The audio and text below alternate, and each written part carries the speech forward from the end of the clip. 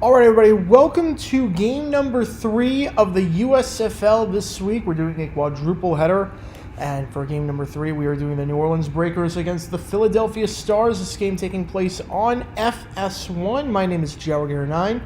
Thank you for tuning in on this Sunday afternoon or Sunday morning, depending on where you are in the country. I know for me, it is Sunday morning.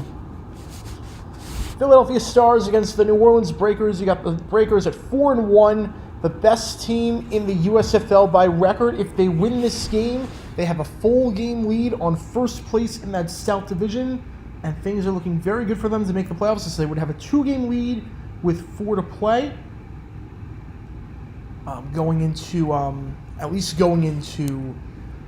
If New Jersey loses to, or if New Jersey beats Houston later today, and we're live streaming that game on Fox as well. But we also have the Philadelphia Stars at 2-3 atop the North Division. They got a huge break yesterday when Pittsburgh and Michigan both lost to fall to 2-4 rather. Again, every team in the North was 2-3.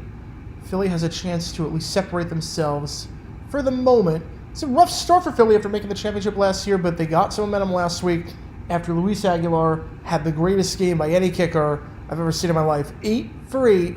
All 24 points, including 3 kicks from 50-plus yards out, a 49-yard kick, and, of course, the game-winning field goal with no time left. It was a crazy game last week that Philly played. Couldn't find the end zone, but they still got the win. Probably going to have to find the end zone today against a very good New Orleans team led by the MVP favorite right now in Bethel Thompson. Should be a fun game here. But welcome to the stream. My name is Jower9 again. Thank you for tuning in. If you have any questions for me about anything at all, just fire away in the chat. I'll be happy to answer as this game is taking place at Ford Field. If you want to have your question moved to the front of the queue, we have the donation leaderboard. Otherwise, I'm just going to go in the order that I see the questions. But again, thank you guys for tuning in. Favorite USFL team? And how's it going, Dakota? Welcome to the stream. Favorite USFL team? I don't have one. I just like watching. Spring football. I like watching spring football. Have no favorite team, no affiliation. I don't live anywhere near any of these teams, so I've got no favorite team whatsoever, which is good because I don't like being stressed. I have every other sport for that, so I like just being able to watch and watching some good football. Again, in terms of what's on the line, the Stars are 2-3. Top 2 teams in each division make the playoffs.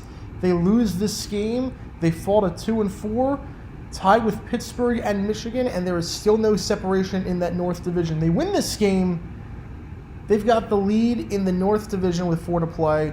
They can create some sort of breathing room, not a lot, but some sort of breathing room. New Orleans 4-1, maybe the best team in the USFL, and playing some very good football, although they did lose last week for the first time all season. The big question today for Philly, can they protect Case Cookus? He has been getting sacked like crazy. He leads the USFL in sacks. It is a completely different situation from what happened last year when Case Cookus was probably the best quarterback in this league. He just cannot stop getting sacked, though. We're halfway through the season. He's already taken 23 sacks. That is by far the most in the USFL. For some perspective, second most sacks, Troy Williams on Pittsburgh, who got benched yesterday for Morgan at the very end. He's only been sacked 14 times. I say only, that's still a lot, but that's the second most. And Cookus nearly double that with 23 and still has to play still has a game in hand. So it's not pretty, the protection that Cookus has gotten, and that's going to be huge against this New Orleans team.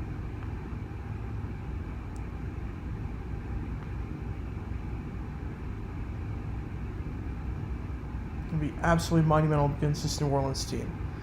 If something happens like a really dumb decision, will you rant during the stream or make a separate video? Oh, I'm going to rant during the stream. Yesterday, if you guys watched yesterday, at halftime of the game, the final play of the first half between Michigan and Birmingham, you basically saw dumb decisions live. That's basically what this stream is. If something stupid happens, you're seeing dumb decisions live. The play yesterday with Josh Love, where he fake spiked on third down with like 14 seconds left, no timeouts, fake spike, and then ran instead of throwing it away or just anything. And then they had no time left to kick the field goal. That play, I did like a whole 10-minute live video essentially on that. The non-spike, yes. And welcome back, Barbara. Welcome back, Barbara. Welcome back to the stream. That was one of the stupidest plays I've ever seen in my life. Really, I'm bummed that there's like no one clipped the actual highlight and no one posted on like the USFL social media or anything like that, because it really was the stupidest thing I've ever seen in my life. And if it was an NFL play, we would be talking about that nonstop, and we'd be remembering that for the next half century. It was that bad. It was the equivalent. It was essentially the equivalent of Joe Judge calling the QB sneak. It was that bad. I'm just getting a quick sip. I like the Breakers mostly because I feel they have the best logo. My favorite color is blue. That's a good reason I like a team. That's a good reason. I mean, they're one of the only teams with that shade of blue. I really do like the color schemes of the USFL. They're very unique. They're all very unique, and there are color schemes that not a lot of teams have, which is good.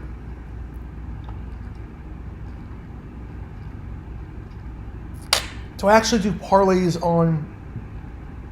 Me personally, I don't. I don't do parlays on USFL. Because the moment I do parlays and stuff, I will have a rooting interest, and I don't really want to have a rooting interest in this stream. I just want to have a fun stream, a non-biased stream, as a semi-announcer, just watching the game. So I don't do parlays, but for other sports I'll do. For other sports I will absolutely do.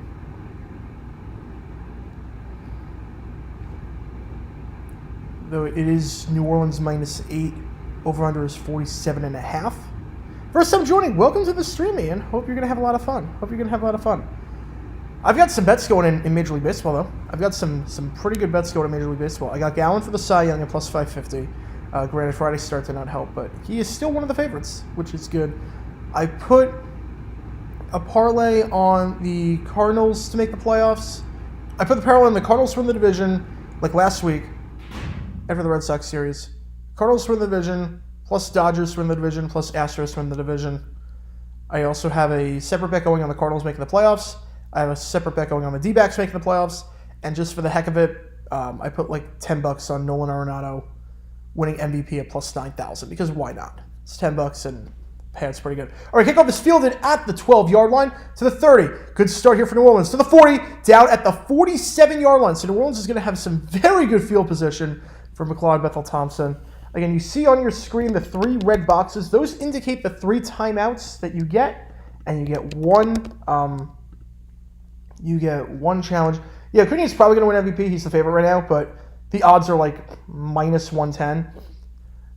Arenado was hitting home runs like every single day last week, so I was like, you know what? He's plus 9,000.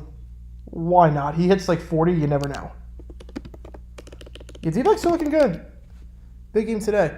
Bethel-Thompson play action, fires an incomplete pass intended on the play for his tight end, Sage Surratt. He's looking for him over the middle, but that pass falls incomplete, so we got 2nd down and 10. Yeah, D-backs are looking pretty good so far. You got a good offense. It's really just the bullpen that worries me and the pitching that worries me when it's not Gallen and Kelly on the mound, but it's coming together. My number 1 rule to gambling is never bet on your favorite team. 2nd and 10, Bethel-Thompson. It's an out route. It is caught. Gain of about 6 on the play. Catch there made by number 2, Johnny Dixon on the out route. So 3rd and 4 in Philly territory. Again, they got the good field position on a solid kickoff return. But number 1 rule of gambling, see, I will always bet, not always bet, but for football, when the Jaguars were bad, I used to always bet on them. But always bet against them. I call it hedging my happiness. That's what I call it. 3rd and 5, Bethel-Thompson. It's a bad pocket. He's going to have to step up and fire. Gets hit and overthrown, incomplete. So after some awful field position by Philly's defense, it's a 3 and out. It's a 3-and-out. Nice hit there. Pocket collapse. They rushed 4. That's all they needed. Bethel Thompson just 1 for 3 on that drive. And they'll be forced to punt this ball away. Only rushed 4 on the play, but the pocket quickly collapsed. And linebacker came up. Nice hit there by Gabriel Sewell Jr. to force the hit, force pressure, force a terrible overthrow. And 3-and-out. Matt White is going to punt this one away for New Orleans. So a good stop so far for Philly's defense. And White's got a chance here to pin him deep. They send the Hounds. White falls down. I don't think there's going to be a running into the punter penalty. Again, it's 5 yards, but that's a bad punt either way. It's going to go into the end zone for a touchback, a net of only 32 yards. And that's going to send Case Cookus out there. So a good start for Philly after a solid kickoff return. A good start for Philadelphia. A good start for their defense.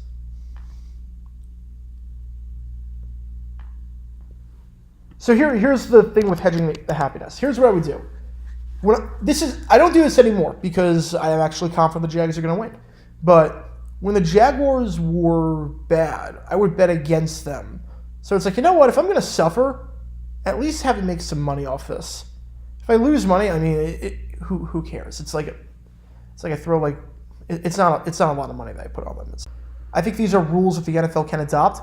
I like the XFL rules better. I think the USFL rules at the 20-yard line, I'm not sure how they reduce injuries necessarily. I don't know the science behind how they reduce injuries, simply because there's kickoffs in play. You're just moving it further back.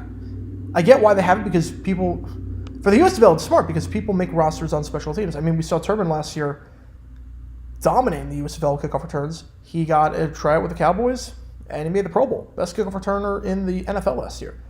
So I get why the USFL has the way it is, because it's like, look, people make rosters not because of what they do on offense and defense, but at this level, they're going to make it based on their contributions on special teams in all likelihood. So let's have kickoffs very similar to the NFL, but we're going to move the kickoffs further back so they're the same style. XFL style, I think, reduces injuries more because there's no running start.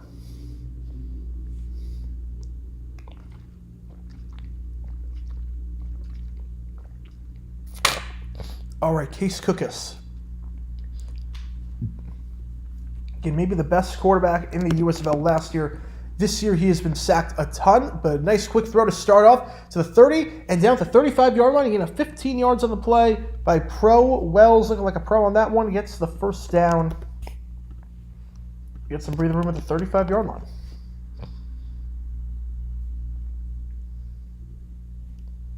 I like these other football leagues that allows these players to a second chance to impress the scouts. Yeah, I really like them. Look, at the end of the day, I have my preferences, XFL, USFL, and everyone does, but you know what? At the end of the day, more football is good. More football is good. I cannot complain about not having enough football.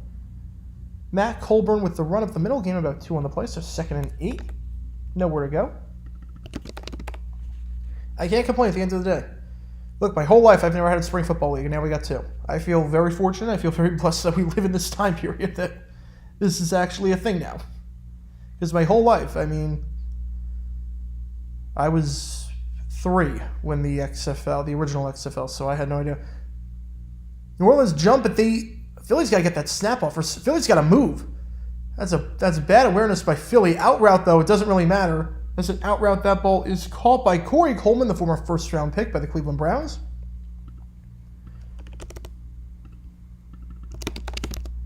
But that's one of those plays where the right tackle he recognized he jumped to the neutral zone. You got to jump then. You got to jump. You got to force the neutral zone infraction because he was clearly in the neutral zone. He was clearly over. You got to move. It's not just good enough to point. You got to move. You got to move. Get the free 5 yards. Either way, 3rd and 2. After the 5-yard pass to Coleman. Ball is at the 43-yard line. 3 wide.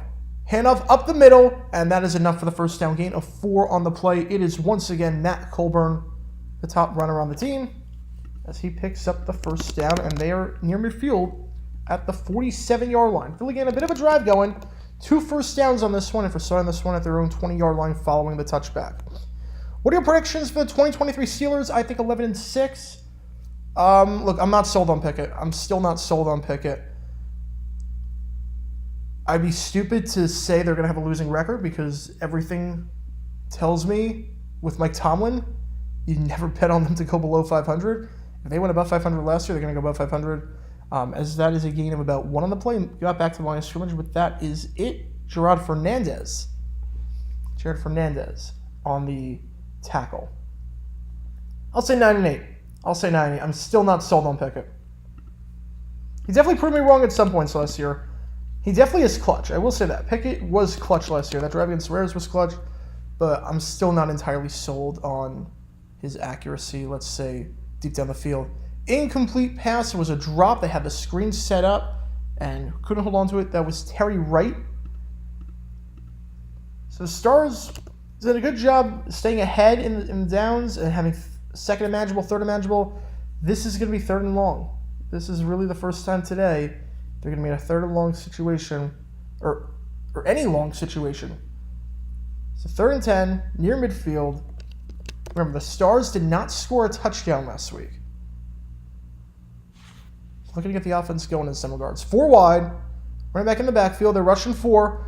Cookus has been sacked 25 times this season, steps up in the pocket and delivers a strike to his target, Devin Gray, and they are in New Orleans territory over the middle of the field, gain of about 16 on the play. Good enough for a Stars first down. Looked like that pocket was collapsing, looked like it was possibly going to be sack 26, but good job by Cookus to step up in the pocket as it's a little slant route over the middle of the field. Devin Gray with the grab. First down with 9 minutes left in the first quarter. It's a nice little drive to the 40-yard line. Play action. Cookus. They rush 5. Resets his feet. Fires wide open. He's at the 20. Coleman at the 15. Coleman is down at the 11-yard line. Corey Coleman, his second catch on the drive. This one goes for 29 yards. Nice play by Cookus to reset his feet as they have the ball now at the 11-yard line. It's a gain of 29 on the play, and they are in the red zone. A nice drive. Corey Coleman wide open there. Again, the former first-round pick played for the Browns, played for the Giants for a bit. Now in Philly in the USFL. 8 minutes left. Play action. Cookus going to keep it himself. Cookus at the 10. Cookus at the 5. He's in. Case Cookus. Let him cook for the touchdown. 80-yard drive, but there's a flag on the play. Hang on a second, folks.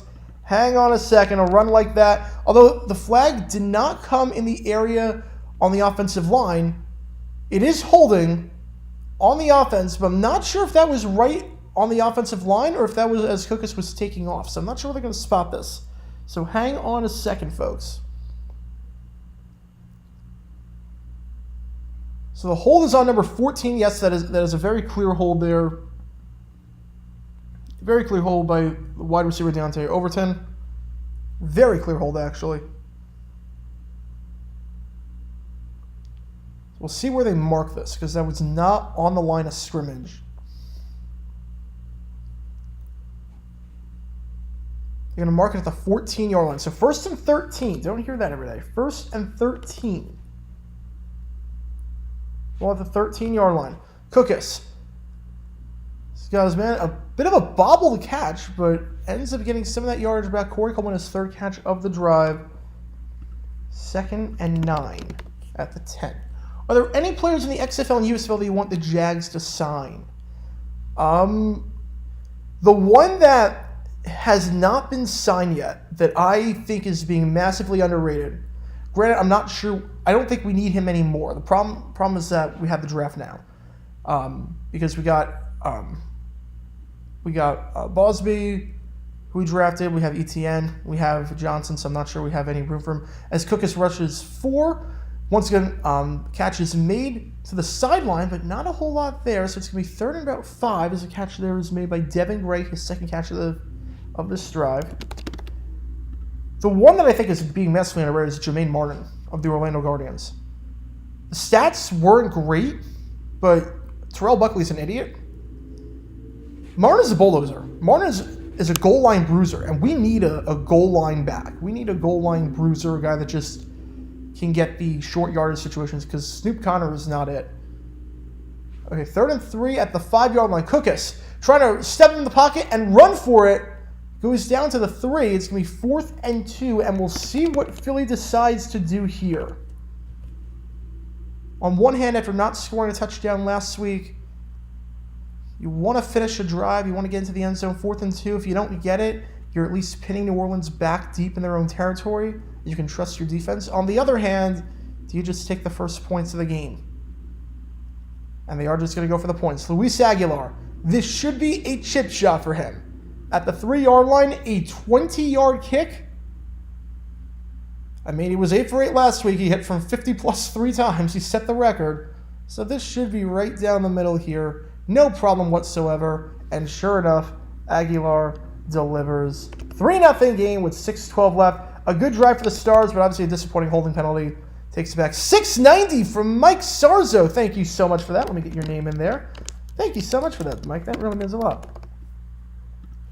What do you think about the comparative quality of play between the XFL and the USFL?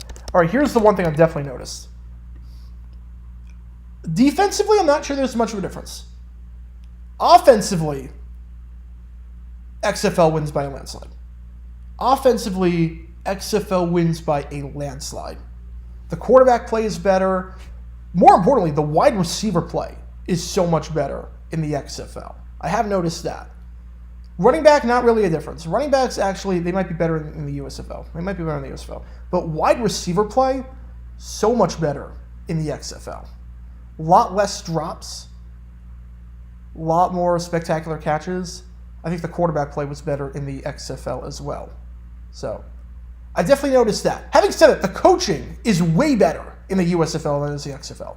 I think that was a big mistake that the XFL made by hiring 5 coaches who had no prior coaching experience. They went for name recognition with guys like Hines Ward, Terrell Buckley, Rod Woodson, and none of them are qualified. I mean, Reggie Barlow was good. Granted, I think he's a bit overrated, but I mean, he had some really bad decisions, but he was Coach of the Year at least.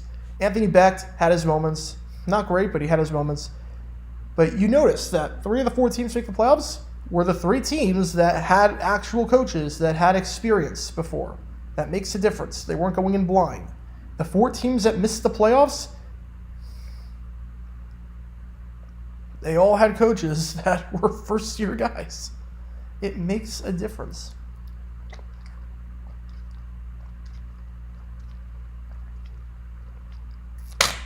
Wade Phillips made it. Jim Haslett made it. Bob Stoops won it all. The only reason a team made it that had a first-year head coach was because there were more first-year head coaches than there were non-first-year head coaches, and 4 teams in the playoffs, so there were 5 first-year head coaches. I think that says a lot. I will say that. The quality of the coaching staff is way better. Tom Brady, XFL coach job incoming. Yeah, I'm not so sure about that. I think if he wants to go back into football, I think he's got 390 million reasons to go to Fox. You're sadly a Reds fan. Ooh. Yeah, I feel bad for you guys. I feel bad for your ownership. Or they have to deal with your ownership. I don't feel bad for the owner. I feel bad that you have to deal with your ownership. That's a poor kickoff there, but it's going to get a good bounce at the 25-yard line, take it out to the 37-yard line. Maybe the plan after that last kickoff was let's just not kick it deep. Maybe that was intentional, but either way, the return there by Eli Stove. So the Breakers will take over decent field position at their own 37-yard line with 6:06 left. In the last drive, the Breakers went 3 and out.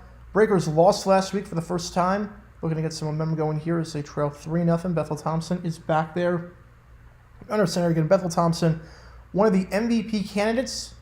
But Alex Mago had a very good game yesterday. 2 passing touchdowns, 1 rushing touchdown. He looked phenomenal for Birmingham, so he's got a shot at MVP. He's making his name known, so Bethel Thompson has to have a good performance here to maintain his lead, let's say. Handoff there goes to Wes Hills. He's got some room down for a game of 8. And you can see on the screen right now, Breakers had the top offense in the USFL. Just struggled tremendously last week against the Showboats. Showboats are playing a lot better, though. Showboats are playing a lot better. They've won 3 straight. 2nd and 1. A long one. I'll say 2nd and 2. Doesn't matter. He got the first down. That's a Wait, that is a horrible spot. Wait. Where did that knee... Wait, they're saying that Hills was short of the first down there. Maybe that had to be deceiving. He had to have fallen forward or something. That absolutely looked like first down from here. That was a... Yeah, they're taking a look at this. This looked like a horrible spot. He had to get to the 46-yard line. Yeah, that is absolutely a first down. What on earth? Are these referees blind? How did he not get the first down? He had to get to the 46. He's across the 45. That didn't even look close. There's no way that is third down. There is no way that is third down. They spotted that ball at the 45-yard line. He didn't even get tackled till the 46.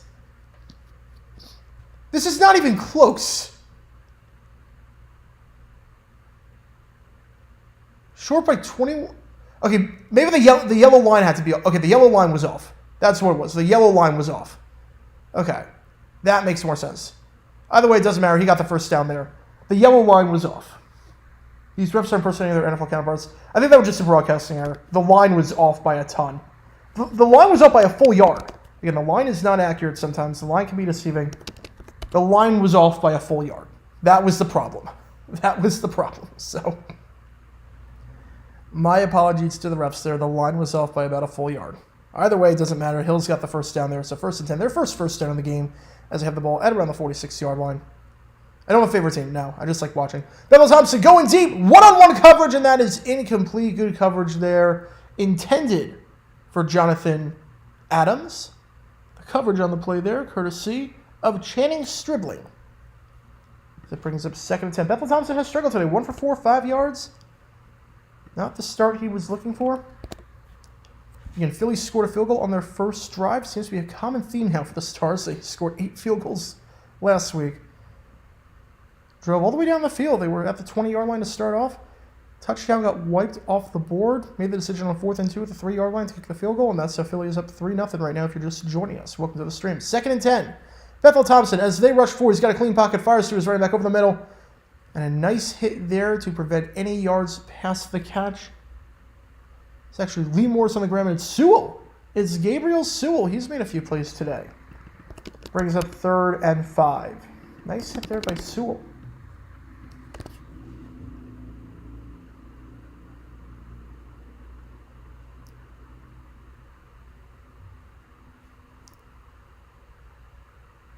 Let's see. I also think special teams quality kicker-wise, I think it's better in the XFL than the USFL, but obviously Aguilar is one of the best kickers I've seen.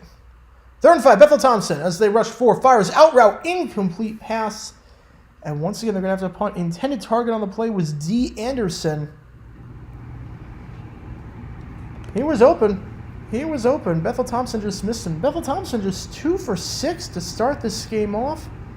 And they're going to have to punt this ball away.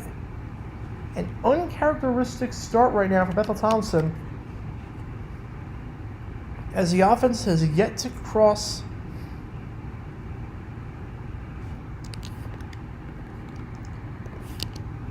midfield. That punt, field at the 8. I don't know why you're not fair catching that. I don't know why you're not fair catching that. Corey Coleman dodged a bullet there. You got to fair catch that ball. I don't know why you're not fair catching that. Either way, Philly's got the ball at the 8-yard line after the commercial break. I get it. Fair catches are not flashy if you want to get back into the NFL. You want the big punt returns. You want to show your worth on special teams. But you can't do that. You can't do that. I mean, that was just a stupid, stupid play. All right, let's see what we got in the chat. Let's see. Philadelphia Stars for the first time became aware of Jim Moore and the great Sam Mills. Yeah. A lot of great players. A lot of great players in the original USFL. Obviously, it's a bit different in this version, but a lot of great players in the original USFL. Who would win, a top college team or a USFL team? I think top college team. I think a top college team. Here's why. Here's why I say that. USFL is, let's say, 50 guys that are pros, but that might never make the NFL. Top college team, at least at the top, are guys that will continue their pro career somewhere, and a lot of them will be in the NFL. I'll put it this way. Philadelphia Stars. Case Cookus has been sacked 25 times already this season. The offensive line's been terrible for him, protecting him. And that's against defensive linemen that maybe one or two will be third stringers in the NFL, and that's it. Now try Philly's offensive line against Georgia. Or essentially the Philadelphia Eagles. That's essentially what it is. Essentially what it is. Try Philly's defensive line, or try Philly's offensive line against the Philadelphia Eagles defensive line. I mean, it'd be a bloodbath. Now, I think offensively, they would struggle. I think offensively, the college team would struggle. But a great defensive team,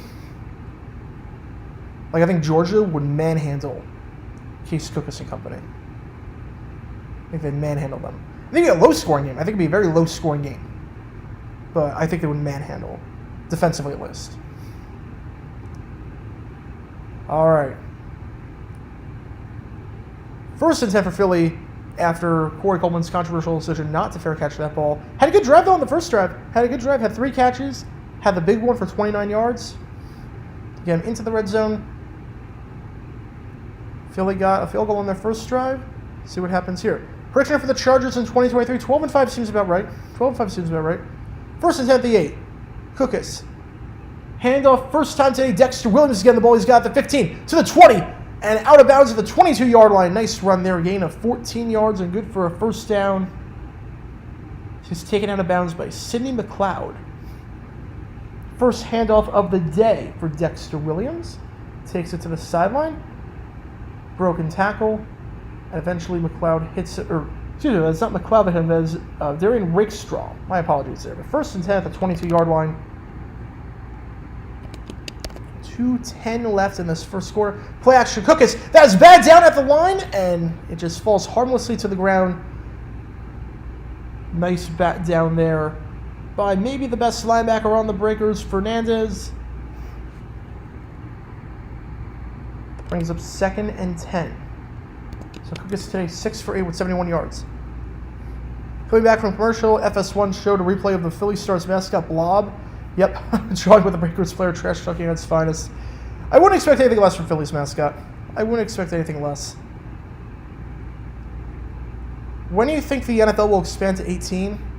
I think within the next 5 years. Cookus, going deep, and that is what a catch! Nope, it is incomplete. It is incomplete. It looked for a second like Coleman was going to hang on to that ball. That was well behind him. It's double coverage. It looked for a second like Coleman was holding on to that ball. And as he was coming down, I mean, it was a wobbler. As he was coming down, he lost it. But he had possession at first. You know, if this was 1970s NFL, if this was Golden Richard Super Bowl 12, that's a catch.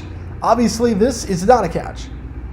But under the old NFL rules, you know what? That's a catch. But 3rd and 10. Breakers rush 5. Cookus has to get rid of it quickly, and he does. And he fires. Did he make the grab? He did. Gain of 12 on the play. Nice catch there by Samuel Acom.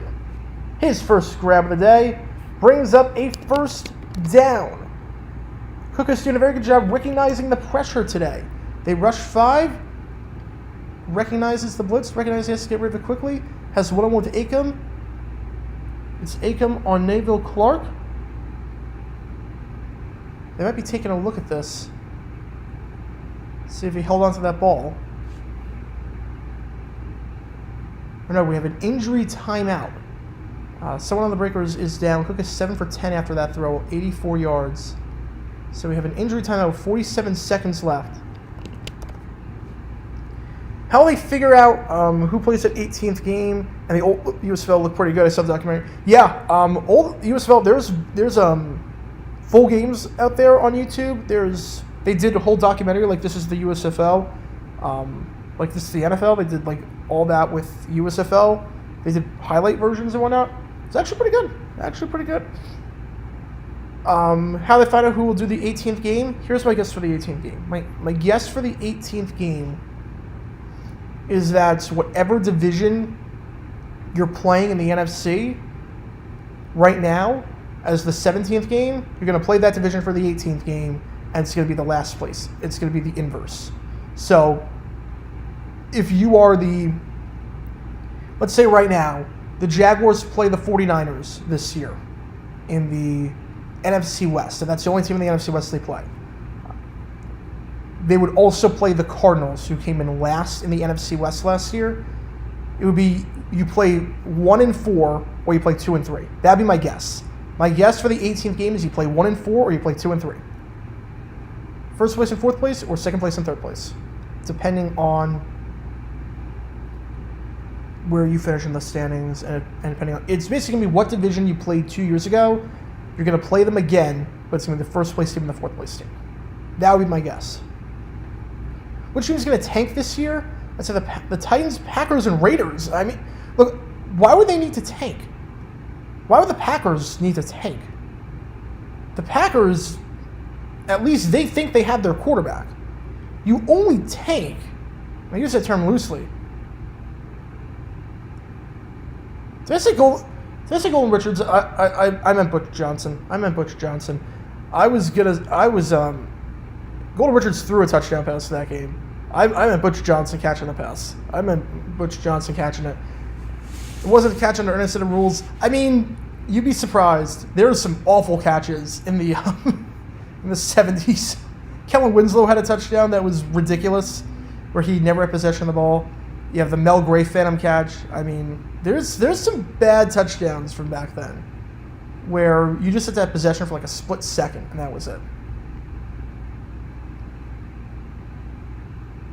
Like, any team that is going to tank, let's say, as it's a run to Williams, we're back in play, down to the 41-yard line, gain of 7. So Williams having a good game. 2 carries, 21 yards already. Any team that is going to tank, they want to tank because they want Caleb Williams. So why would the Packers want to tank? They have Love. Why would the Raiders want to tank? They just spent all that money on Garoppolo. Why would the Titans want to tank? They just spent a second-round pick on Levis. A team that is going to tank, and again, I don't think any team's tanking right now. A team that doesn't have a quarterback. 2nd and 4, Cookus looks like a miscommunication, and he's going to take off himself. I think he was trying to hand it off to Williams. They realized the line was collapsing on him, and he was just going to foul up, so Cookus took it himself. Only getting about 1 on the play, so it's going to be 3rd and 2 at the 42-yard line when we come back. Yeah, there's a difference between what teams are going to stink this year and what teams are going to tank. I don't think any team is tanking just yet. So the 8 home games versus 9 road games training per conference. Yes, so it alternates every year. So in years like this, in odd number years, AFC has the 9, and in even number years, NFC has the 9. Is it true that U.S. federal law gives special privileges or status to Major League Baseball that other pro leagues don't get? Yes, basically MLB can create a monopoly. Basically, MLB has a monopoly.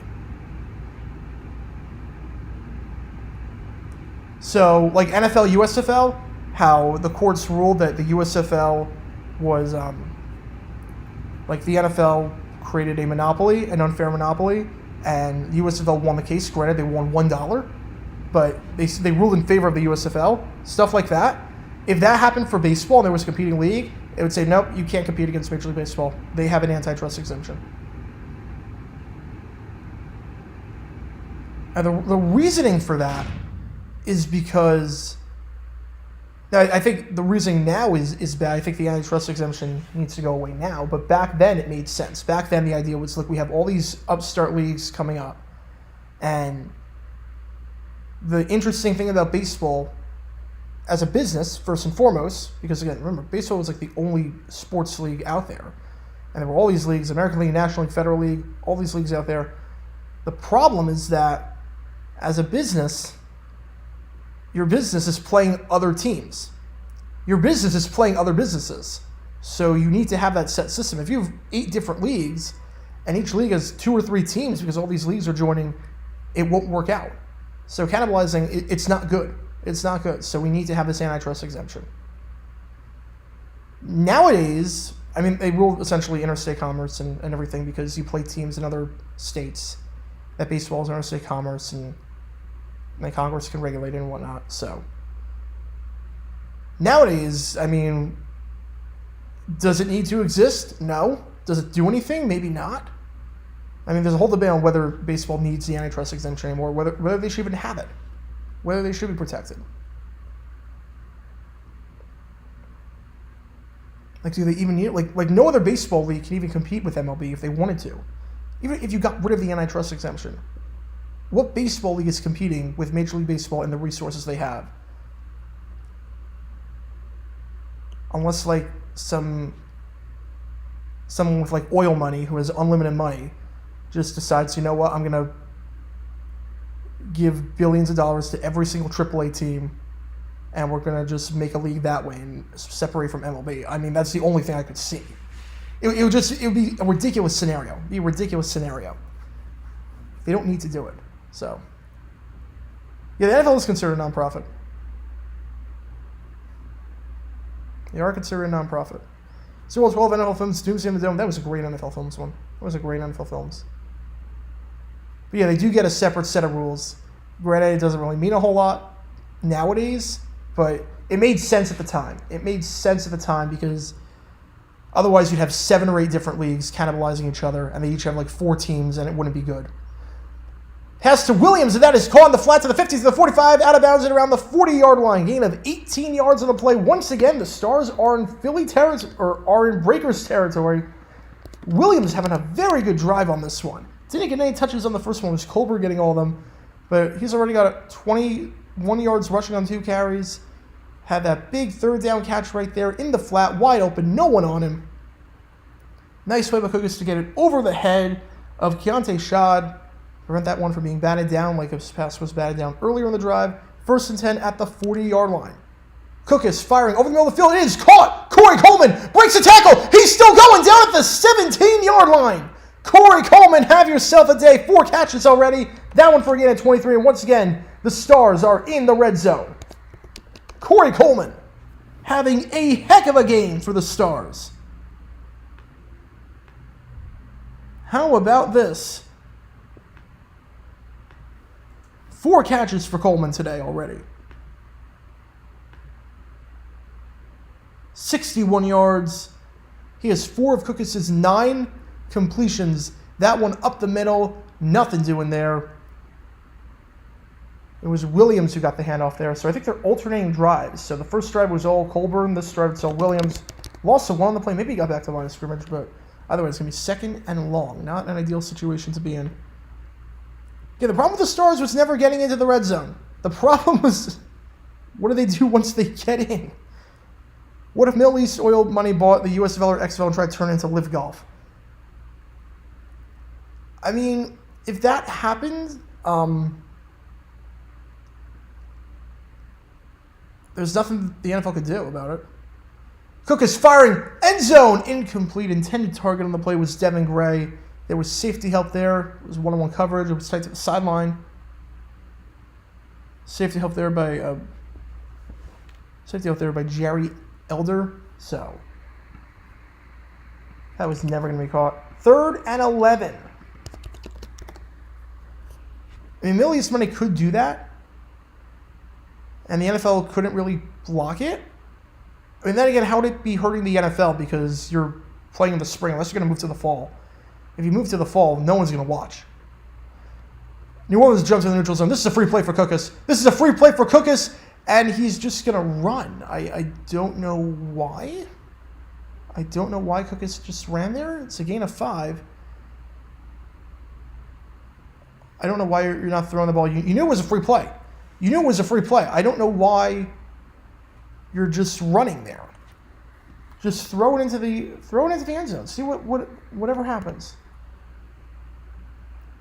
You knew it was a free play. Everyone moved. You saw the flag. Just throw it up for grabs. See what the heck happens. All right, it's a 3rd and 6. Ball's at the 13-yard line. Cookus. It's a drag route, incomplete, well overthrown, intended for Coleman. It's a throw you got ahead. It was a simple drag route. They were running trips. 2 wide on one side, 2 wide on the other side, all bunched up. Classic trips formation, and Corey Coleman was the intended target, looking for his 5th catch of the game, but just a terrible throw by Cookus as the pressure was coming in. So 4th and 6, and they're going to have to try a field goal here for Luis Aguilar. 31 yards out, hit from 21 earlier rather. This one, chip shot, low snap, but Aguilar recovers, and the kick is good for the best kicker in the USFL. He was 8 for 8 last week. He is already a quarter of the way there. We've got 11:45 left. Scored the last 30 points for the Stars. The last 6 quarters of play, the Stars have put up 30 points, all of them courtesy of Luis Aguilar field goals. 6 degrees of separation. Dick Corey, head coach of the original Boston Breakers, was the offensive coordinator of the Dick Vermeil Philadelphia Eagles when they went to Super Bowl 15 against the Raiders. And that game took place in New Orleans, and the New Orleans Breakers are playing right now. There you go. According to ChatGPT, Miracle of the Meadowlands is the 7th best play in Rams history. Yeah, I see a few problems with that. Okay, let me ask ChatGPT now. What's the best play in Jaguars history? Let's see.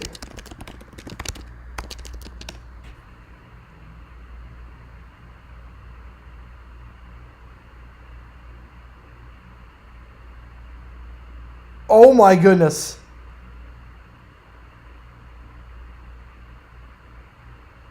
Okay, you're not going to believe this. Getting sleep? Yeah, I got like 8 hours last night. My body could not put out any videos, so I got some sleep. That's why there were no videos. That's why there were no videos, because I was like, you know what? I need to catch up on sleep. Okay, get ready for this. I asked AI, what is the best play in the history of the Jacksonville Jaguars? I'm just taking a screenshot of this. Okay, and here's what AI said. ChatGPT. As an AI language model, I don't have personal opinions, but I can provide you with information about a notable play in the history of the Jacksonville Jaguars. One of the most memorable plays in Jaguars history occurred during the team's inaugural season in 1995. It was known as the River City Relay. On December 21st, 2003, the Jaguars faced the New Orleans Saints in a game that came down to the wire. Again, they said 1995, and now we're talking 2003. The Jaguars were trailing by 7 points with just seconds remaining in the game. They had the ball at their own 25-yard line. Quarterback David Garrard threw a short pass to wide receiver Ernest Wilford, who lateraled the ball to running back Matt Jones. Jones ran down the sideline and then lateraled the ball to wide receiver Reggie Williams, who continued to sprint toward the end zone. Williams lateraled the ball to running back Alvin Pierman, who then pitched it back to Garrard. Garrard caught the lateral and ran the final few yards into the end zone for a dramatic touchdown. The play was initially ruled a touchdown on the field, but after a review, it was determined that Garrard's knee was down before he released the final lateral. The touchdown was overturned, and the game ended with the Saints winning 20-19. What? Wait, none of that makes any sense. None of that makes any sense. There's like 1,000 things wrong with that. As that kickoff is fielded and returned to the 36-yard line. First off, that play did not happen in 1995. That happened in 2003. The Jaguars were not trailing the Saints, it was the reverse. Garrard threw a short pass to Wilford. Garrard wasn't even starting that game. It was Leftwich who started that game, who lateraled the ball to Matt Jones, who's a running back. Matt Jones wasn't even drafted yet. He was drafted in 2005, and he wasn't a running back. He was a wide receiver. Then he lateraled to Reggie Williams. Williams wasn't drafted yet. He was drafted in 2004. And then Garrard caught the lateral and ran into the end zone for the final few yards for the touchdown. The play was initially ruled a touchdown, but after a review, Garrard's knee was down before the lateral, so the touchdown was overturned and the Saints won 20-19. Wait, but the Jags were trailing by 7 points. And now they lose 20-19 because the touchdown was overturned because the knee was down? How does that make any sense? If the touchdown was overturned, then it should be a 7-point game, not a 1-point game. Wes Hills with the handoff there. Gain of 15 on the play. Good for a first down. Gets into Philly territory. So they got the year wrong. They got the score wrong. They got the players wrong. They got everything wrong. All right, I'm going to post it on my Twitter at the next commercial break. First and 10 at the 42-yard line. Handoff up the middle, gain of about 3 yards on the play. ChatGPT, oh my goodness, Okay, I think now I need to do this for every single team. That could be a good video. Asking ChatGPT what the best play for every team is, and everything's gonna be wrong. Everything's gonna be wrong. That might not be. Oh man, I might have an idea now. Play action. Bethel Thompson. Bethel Thompson fires to the sideline. That ball is. That's a nice grab there. Did he stay in bounds? You need 2 feet in the USFL. Did he stay in bounds? Did Lee Morris stay in bounds on the sideline? He did not. He did not. So incomplete pass. 3rd and 7. Bethel Thompson now just 2 for 7 on the day. It's a nice effort there, but you got to get both feet in bounds. He didn't even get the first feet in bounds. He didn't even get the first feet in bounds. Coverage down the play, courtesy of Evan Worthington. All right, I might have to do a video on this. New stadium Philly looks a lot like Detroit. Yeah, it's the hub model. It's the hub model that I'm not crazy about. Oh my goodness. All right.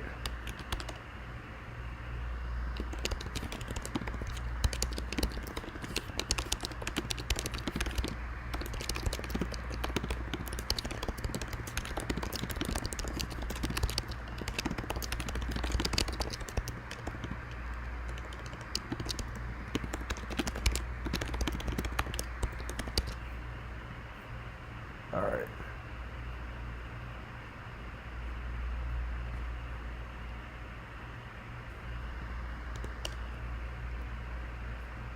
Oh my God. This is, I really think I might have to do a video on that. I might have to do, I've never done a video like that before, but I feel like I might have to do one. 3rd and 7, Bethel Thompson. Fires, high snap, they rush 5. He fires, it is intercepted! It is intercepted with the stars to the 40, to the 45, to the 50. Breaks the tackle, 40, 45, 40, 35, 30, 25, 20. Stays in bounds! He stays in bounds! Touchdown Stars! Touchdown Amani Dennis! To the house! A pick 6! A nightmare start for Bethel Thompson! And a pick 6 there if he stayed in bounds by Amani Dennis. Oh my goodness! Bethel Thompson was not a great snap. They rushed 5. Bethel Thompson just 2 for 8 on the day, and that his worst throw so far. The Stars finally get a touchdown, and it's a defensive touchdown as Amani Dennis intercepts the pass. Pass intended on the play for D. Anderson. And he had the offensive lineman to beat, and from that point off, it was off to the races. Touchdown Stars with 9:46 left. D. Anderson's been targeted a few times today. No catches yet. 13-0 Stars. They finally get a touchdown after a few weeks, and it comes on the defensive side. Amani Dennis and Bethel Thompson, the MVP favorite, is losing his grip on that award. Alex Mago is sneaking up on him. Bethel Thompson, 2 for 8. 25 yards, or 25 completion percentage, rather. 10 yards, no touchdowns, a pick 6. Put that into the passer rating calculator because it's going to be ugly. It's going to be very, very ugly. His passer rating right now, folks, is 0. I don't even need to say anything else. 0. Would the Panthers be the most unlikely champion? Michigan Panthers or Carolina Panthers? Or Florida Panthers? Wait. Okay, you have to be more specific. Which Panthers team are we talking about? Are we talking about the Michigan Panthers of the USFL? Are we talking about the Florida Panthers? Or are we talking about the Carolina Panthers? But either way, Leicester City is the winner. Leicester City is the winner. Leicester City is the winner. All right. Florida Panthers. No, they would not be the most unlikely. They would not be the most unlikely. Leicester City is the winner. Will always be the winner. 5,000 to 1 odds. 5,000 to 1 odds. I remember when Burger McClellan said the Minneapolis Miracle went against the Vikings. Yes, I do remember that. That was amazing. That was amazing. All right. Let me just post this in the... Also, I've got some news at halftime. I've got some exciting news at halftime to share with you guys. Some exciting news at halftime.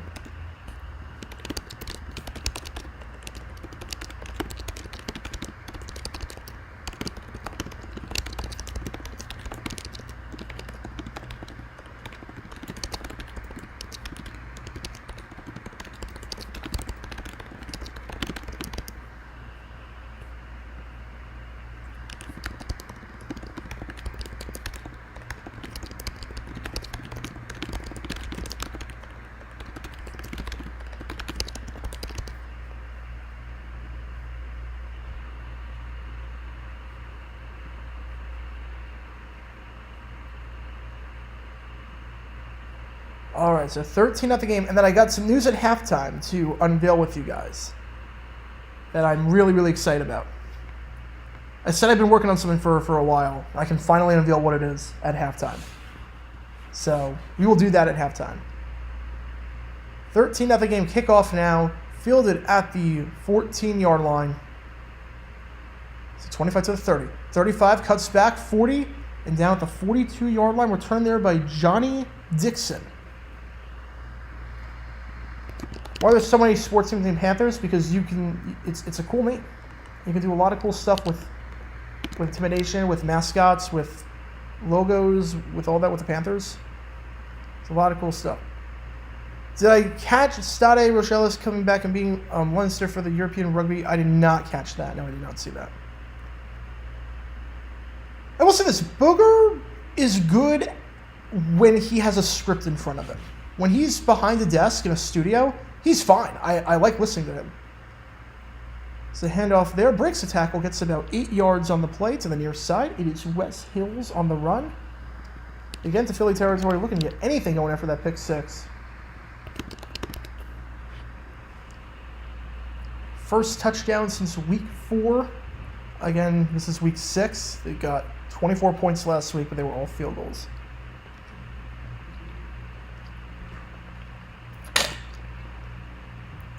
It's when he had to do stuff live with, like, no preparation.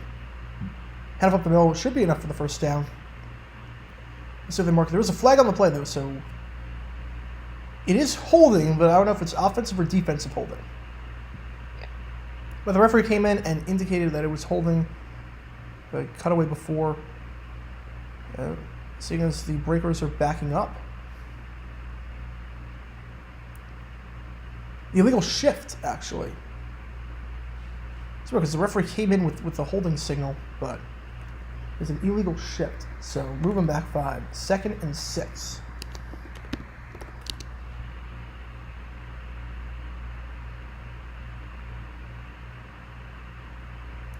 Yeah, I feel like Cougars would not... I'm not sure you can name your team the Cougars at this point. 2nd and 6, handoff. Once again, same play as they ran on first down. And Wills this time gets some of that yardage back down to the 48-yard line. 3rd and about 3.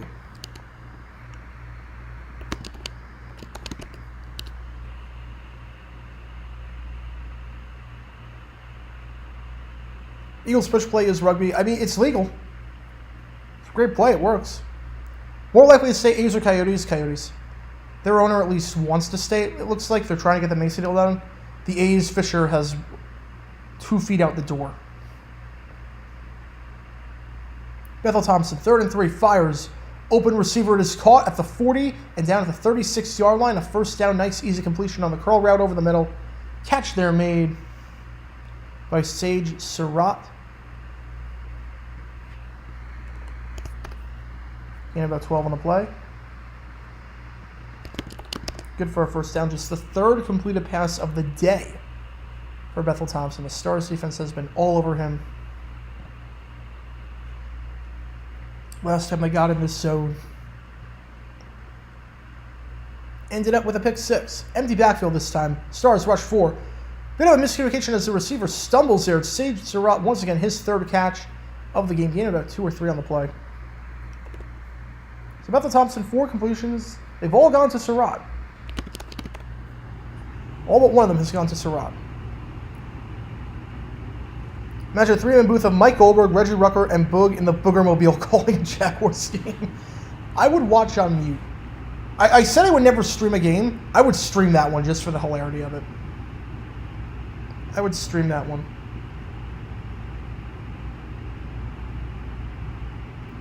Second and 7. Bethel Thompson. They rush 4. He fires. He's open and is caught at the 23-yard line. Catch there made for the first down by D. Anderson. This time they do look to D. Last time that they did, it was a pick 6. This time it is a first down. So Bethel Thompson finally starting to get into some sort of rhythm. He's got 3 straight completions on this drive. And they're just outside the red zone. This is a big drive here because remember, New Orleans started the game with the ball. As there's 6 minutes left, so you got to get points here. If you don't get points here, and Philly scores and then they get the ball to start the second half, this could get ugly very, very quickly. So you need some points here if you are New Orleans. Handoff gets about 2 yards there, going to Wills. Wills is the only guy that's run the ball today for the Breakers.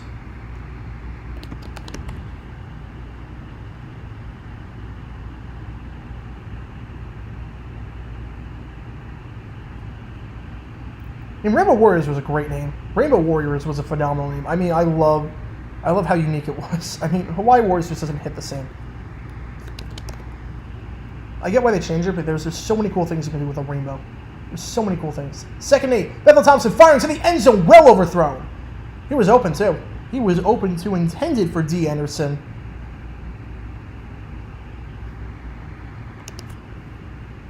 He's targeted Anderson about 4 or 5 times today. Only 1 catch for him. Bethel Thompson, 5 for 12, 2 catches for Surratt. I thought it was way more than that. I thought Surratt had 3, but they're saying, USFL Game are saying 2. Anderson has 1, Lee Morris has 1, and Johnny Dixon has 1. I really thought, maybe Surratt was targeted on 1 play, and I thought that was a catch and it was incomplete. So, my apologies for that, but Surratt has been the main target. You only got to catch more than 1 pass. 3rd and 8, Bethel Thompson, pocket collapses, fires drag route, that is caught, and fumbles, but I believe he was down. The knee was down, but the question is, did he get the first down? And I think they're going to mark him a yard short. It was Lee Morris on the grab with the drag route. But 1 yard short. Will they go for it here? You kick a field goal, it's only going to be a 2-possession game. It's awfully close to the first down line. Need to get to the 13, saying the knee was down at the 14, 4:32 left. Will they send the field goal unit out, try to get some points on the board? No one's going to think this one over. They're going to call timeout.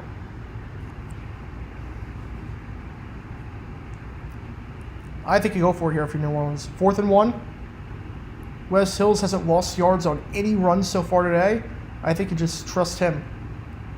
You can trust your offensive line. You're down here. Got a good drive so far. If you come away with a field goal, it's still a 2-possession game. Now, if New Orleans was getting the ball to start the second half, I would say kick the field goal here. But the fact they're not getting the ball to start the second half, I think you need to make this a 1-possession game here. Because if you don't, this one could get very ugly very quickly. So I think you need to go for it here if you are New Orleans. At least I would. And they are going to keep the offense out there. Again, Wes Hills has not lost yards on any carries so far today.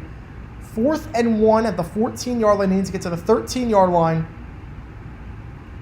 First 4th down attempt of the game for either side. So after calling the timeout and they think it over, they're going to go for it here. They're bunching everyone up. No receivers out there. It's going to be a handoff to Wills, and Wills, that is close. It looks like he has it. Now, it's funny. I would not have done that. I would not have done that. Got the first down. I think you got to spread it out at least. I say give it to Wills. I say give it to Wills up the middle. I would not have bunched everyone up so that the Stars would have 11 in the box. I would not have made it that obvious you were going to do that, but they had 2 offensive linemen in the backfield. They had a double fullback system. That's a weird-looking formation. They have the Wills, and they had a double fullback. 2 fullbacks, Kurt Kelly and Jack Kramer, were lined up behind the line at fullback. That's actually a really unique play design. I don't think I've seen that before. 2 offensive linemen used as fullbacks in the backfield. I've seen offensive linemen used as fullbacks before. I've seen defensive linemen used as fullbacks before. But not 2 fullbacks on the same play. Never seen that. Never, ever seen that.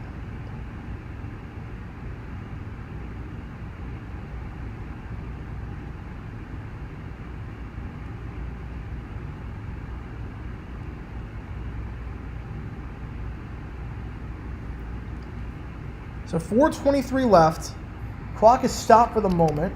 I'm not sure why. It doesn't look like there's an injured player. And no timeouts were called. But either way.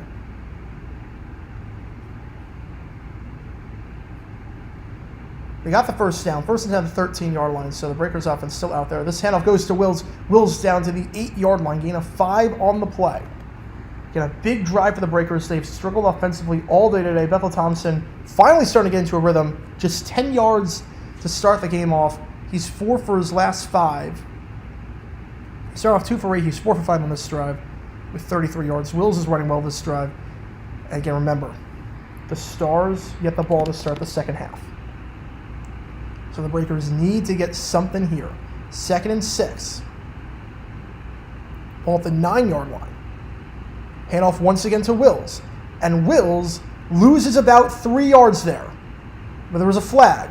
There was a flag and it came toward the sideline. As things stand, it's a loss of 3. Wes Hills has gotten the ball 3 straight plays. But again, we'll see what this flag is. It came toward the sideline. It is a personal foul for a face mask. Didn't even need to do that, too. They had Wills bottled up on the sideline. It is going to be a face mask penalty on the Stars. Call it on the cornerback, or the safety rather, Cody Brown. There was no need for that, too. You had him bottled up. And yeah, that is a face mask. I'm not sure that was on Brown. That might have been on Sewell. And Brown might just come in and finish the deal. I'm not sure. Either way, that is a face mask. Couldn't tell if it was on Brown or Sewell. Either way, it is a first down for the Breakers, so they catch a break here, no pun intended, at the 5-yard line. 1st and goal. Handoff, Wills up the middle. 4 straight handoffs to Hills. You have to figure his legs are pretty tired at this point. 2nd and goal. They're churning a lot of clock, though, which is good. Philly's got all 3 timeouts. They are churning some clock. Again, not sure the clock will mean anything just yet, but it at least gives the defense a breather. Philly's defense has been out there for a while, because remember, the last drive was a pick 6, so the defense has been out there a long, long time.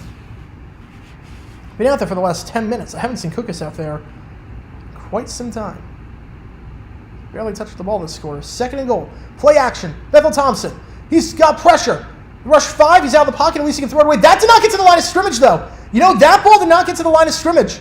Was there a receiver in the area? That's the question. They are going to say for the moment there was. But remember, once you're out of the pocket, you can throw it away, but the ball's got to get to the line of scrimmage. That ball did not get to the line of scrimmage. That really should be intentional grounding.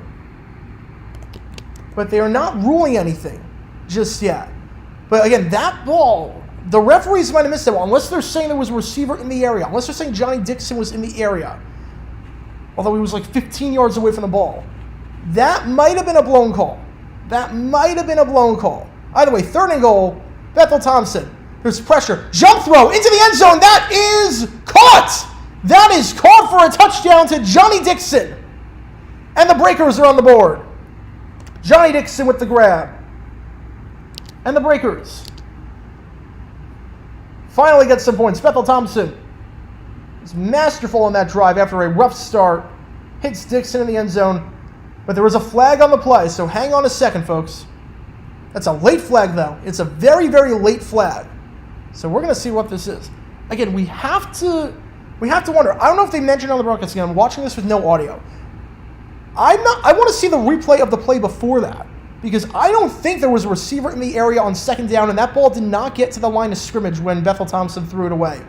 So I really think that should have been intentional grounding on second down and would have been backed up on third down and made that play a heck of a lot tougher. But either way, Bethel Thompson gets points on the board. Why doesn't Sim have an audience? Because the game is in Detroit and it's between New Orleans and Philly. Touchdown is good. After the play, unsportsmanlike conduct on Philly. They're going to call on the man that got called for the face mask earlier, Cody Brown. A rough drive for him. A rough drive for him.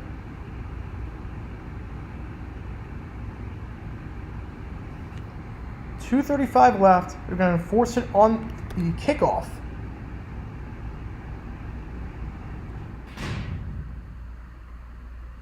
Extra point right down the middle for Matt Coughlin. 13-7 game, a much-needed touchdown for the Breakers. Again, goes back to that second down play where the referees might have missed an intentional grounding call. Again, he was out of the pocket, so you can throw it away. But if you do throw it away, the ball has to get back to the line of scrimmage. And that, at least from the angle we saw on TV, that did not look like it got back to the line of scrimmage. The line of scrimmage was at around the 5-yard line. That ball looked like it went out of bounds at the 7, and there was no receiver in the area. Johnny Dixon was in the back of the end zone. He was the closest guy I saw. So I really, really want to see. I really want to see that. When the USFL leaves the huddle, I have doubts the Breakers will settle. See, I think the Breakers are going to be fine. I think the Breakers are actually going to be fine. I think they can play at Tulane Stadium. It's a nice size capacity. I think they'll be fine. A lot of the other teams, I have no clue. Jersey, I doubt. Houston, no way. This is the last year of the Gamblers. The Gamblers are not surviving it for this year because there's 2 spring teams in Houston. The Roughnecks already don't get the greatest crowds. 2 teams in Houston, and now you're going to play in the summer where the weather is brutal, and you have to compete against the Astros and the Dynamo and the NWSL team. It's going to be tough. It's going to be very, very tough. All right, let's see what's going on in the chat, and then I'll announce the news at halftime. It's going to be a lot of fun. Let's see. So I got a lot to catch up on. Here. How much of a disaster will the Peacock playoff game be? In terms of streaming capability, I think they'll be able to do a fine job. I don't think it's going to crash or anything like that. They know what they're doing. They know exactly what they're doing. I hate it. The plans to get subscriptions, people are going to subscribe. They know what they're doing. I hate it. I think it's not going to be good, but I don't think it's going to be a disaster in the sense that the game crashes or anything like that. At least I hope not. If you separated the team from the fans, are the 17 Eagles in the running for most likable? Yes. Doug Peterson, Nick Foles, first time winning, and they beat the Patriots? Yes, absolutely. If you separate all that, yes, the Eagles are in the running. I think the 99 Rams still win, Kurt Warner and whatnot, but yeah. It looks more and more like the Lakers season is coming to an end. Yeah, I mean, D'Angelo Russell has just played terribly. No one really stepping up this series. LeBron does not look great. And he's played all right, but look, at the end of the day, the Nuggets are just a phenomenal team. Jamal Murray is going off to a point where, he's a great player. I've never seen him like this. I've never seen Jamal Murray play like this before at this level. 09 Saints are the most likable champs ever. Bountygate. Can't really say that. If it's going to happen, the CFL was totally called Moutygate. That's good. I like that.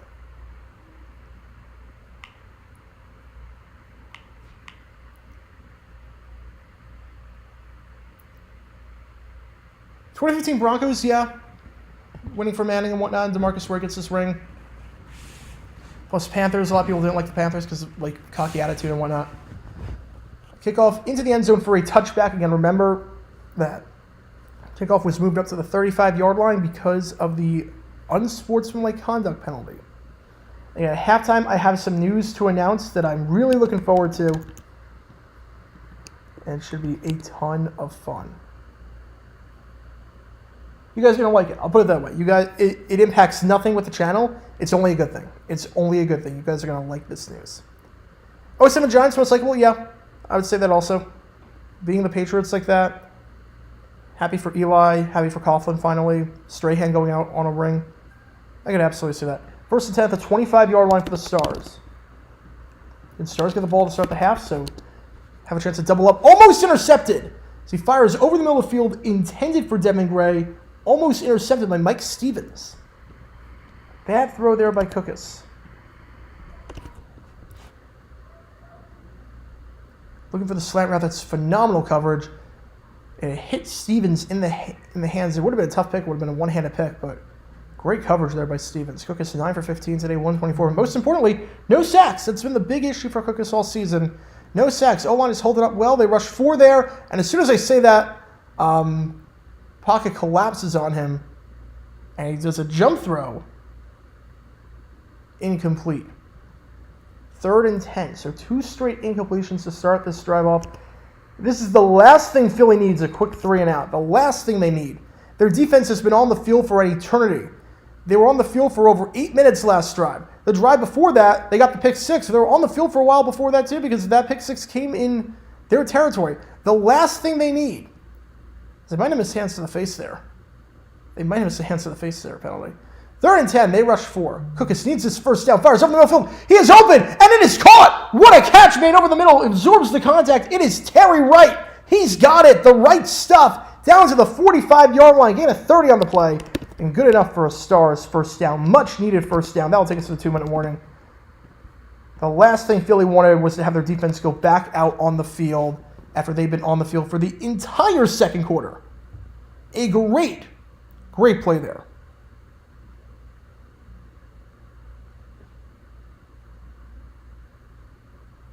A great play there.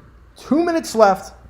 1st and 10 at the 45-yard line once we get back from commercial break. How do you feel about people saying that the Super Bowl between the Raiders and Buccaneers was rigged? It was not rigged. I think Bill Callahan is just an idiot. Bill Callahan is just a moron who didn't change any of the signals. I don't know how it could be rigged. I think Callahan's just a moron as a head coach. Callahan's the worst head coach to ever do it. Callahan's the worst head coach to ever make it to a Super Bowl. I don't think anyone can even be in the conversation. There is no coach that can be in the conversation for worst head coach to make it to a Super Bowl. It is Bill Callahan, and the gap between him and whoever number 2 is, whether it's Ray Malavasi, Barry Switzer, whatever the gap between he and number 2 is gigantic. It's not even close. Tom McCafferty, whoever you want to see the second worst coach to make it to a Super Bowl is, I promise you, they are so far behind Bill Callahan, it is laughable. Zach Taylor, I mean,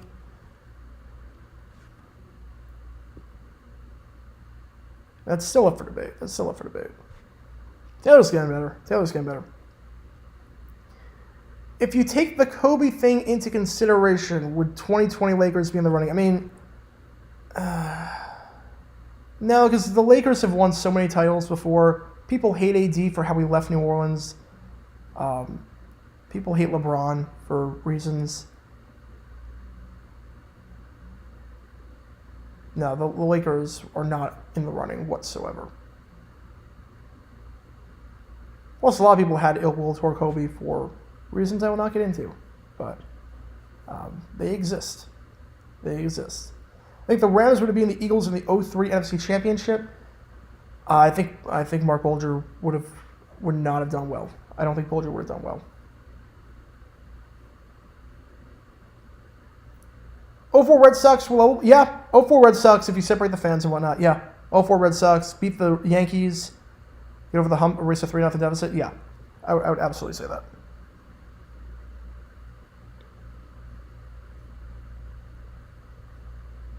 In terms of what teams in the USFL I think will survive once they erase the hub model this year, or after this year, I'll get to it after this play. First down at the 45-yard line, Philly. Cookus Snap, Coleman, his 5th catch of the game, breaks a tackle down at the 38-yard line. They have all 3 timeouts, so time is not really an issue here. Birmingham's going to survive. Memphis is going to survive. New Orleans will survive. I'm not worried about New Orleans. They'll play at Tulane Stadium. They'll be fine. That's a great stadium for them. 2nd and 2, 1:38 left. Cookus. He's going to run for the first, but he slides before the sticks. Oh, you're better off just throwing it away there. You're better off just throwing it away. 3rd and 1. Either dive for the first, put your head down and dive for the first, or throw it away, but don't do that. Clock is now a bit of an issue. 3rd and 1 to 36. They're going to fake the handoff up the middle. Cook is going to take it himself, gets to the sideline, so no harm done. But there's a flag on the play. A flag on the play. Corey Coleman, I think, is going to get called for holding here. 3 flags were flying. And this has just turned out to be a disaster after the 2-minute warning for the Stars. 2nd time today that Cookus has kept it to the sideline, and the wide receiver gets called for holding.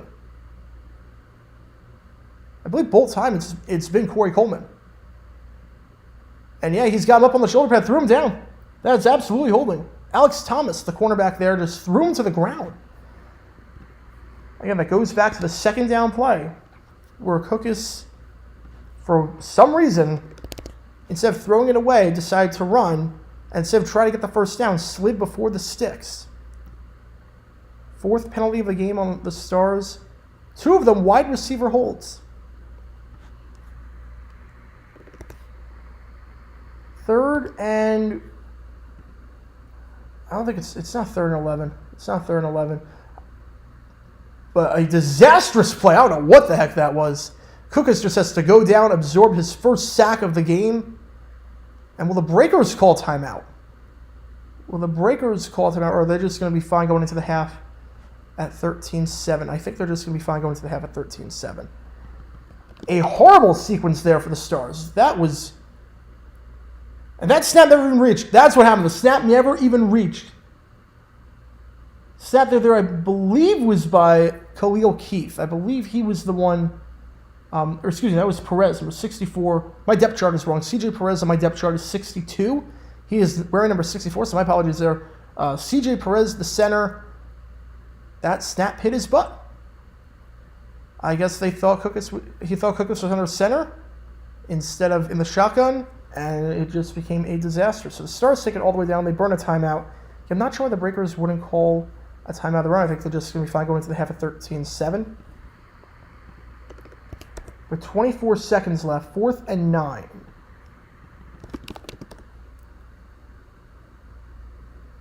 Someone had to call timeout there because the clock's at 0. There was no flag for delay of game. So someone had to call timeout, but it doesn't say who. I don't think it's going to matter because I think the Breakers are just going to take a knee after this. But something is definitely off with this broadcast. Because there should either be a flag for delay of game or someone should have burned a timeout. So I don't know what is going on right now. Could the USFL work in Milwaukee? Where would you play? Are you going to play at Miller? I mean, if you could play at Miller, it could work. I'm not sure the sightlines would be that good. I'm not sure how the sightlines would work. But I guess theoretically. It's a market that... Probably say you got the Bucks and you got the Brewers. There's a lot of competition in that area. It's a lot of competition. I think you need to go to markets that are decent-sized markets, but at the same time, markets that don't have a lot. Like Jacksonville, I think Jacksonville is a great market for USFL. I think Jacksonville's a phenomenal market because it's a big city, they love football, but they only have one pro sports team, and that's the Jaguars, and that's in the fall. And they get good crowds for everything else. They get good crowds for their hockey team, the Icemen. They get good crowds for the Jumbo Shrimp. They get good crowds for the Sharks in the AFL. Okay, reset the game clock. Timeout by the Stars. Okay. Reset it to 31 seconds. But in terms of the teams I think will survive, Houston will not survive. The Gamblers will not survive. 2 teams in Houston can't exist. Birmingham's going to survive. Memphis is going to survive. New Orleans will survive. In the North, Michigan's going to survive. You got, any place with a hub right now is surviving. Michigan's going to survive. I think Philly will survive. The Stars brand, I think, is probably the strongest brand in the USFL right now. I think they'll survive.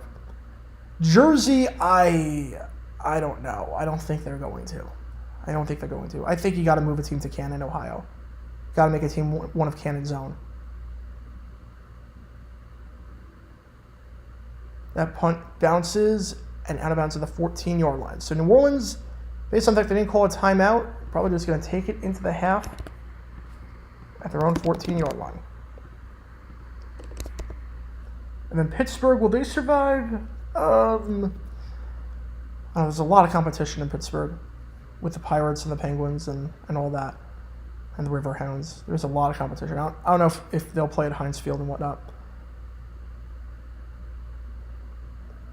But if I had to bet, Houston's the safest bet to not survive, and the safest bet to survive among the 3 teams that are not currently in a hub is New Orleans. They're just going to run it up the middle, and we will go into the half with the score 13-7. The Stars lead thanks to a pick 6 by Amani Dennis. The Stars offense still has not scored an offensive touchdown in the last 6 quarters, but they still lead by 6. And Philly gets the ball to start this second half once we do that. All right, so let's see what's happening in the chat. Is the NWSL team in Houston still a dash? Yes, it is. You kind of just something on the Breakers being okay in New Orleans. Yeah. I think they're going to be fine in New Orleans. There's not a lot of competition. You only have the Pelicans. And once their season's done, there's nothing. Good weather for something like this. Good-sized stadium. I think the Breakers are going to be just fine. Hot take, Marlins make the playoffs. They just need to get Sandy back into form and acquire a batter to the deadline. Look, Marlins are a good team. They took 4 out of 6 from D-backs. It took 4 out of 6 from D-backs. Marlins can play. Marlins can absolutely play. I don't think that's a hot take. I think they got a shot for sure. They absolutely got a shot for sure. JG9 to ESPN is the announcer that I'm starting a USFL team. It is not either of those things. JG9 new Patriots QB confirmed. All right, so let's see. Let me see what's happening in the chat, and then I will, because we got a lot of questions in the chat. Most unlikable champions: 1998 to 2000 Yankees, early 2000s Lakers, 90s Cowboys, probably 2011 Bruins. Look, the Yankees 98 to 2000, they were hated because they were good. They don't compare to the Astros in 2017. People will despise the Astros until the end of time for that. People hate the Yankees because they're good. People hate the Astros morally because they cheated. Most unlikable champions. 90s Cowboys. I'd be tough not to say the Patriots. Instead.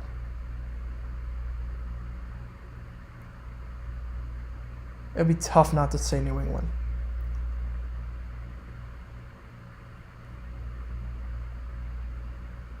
'2020 Dodgers after being the victims of the Astros and Red Sox stealing. A lot of people don't like the Dodgers, so I get that.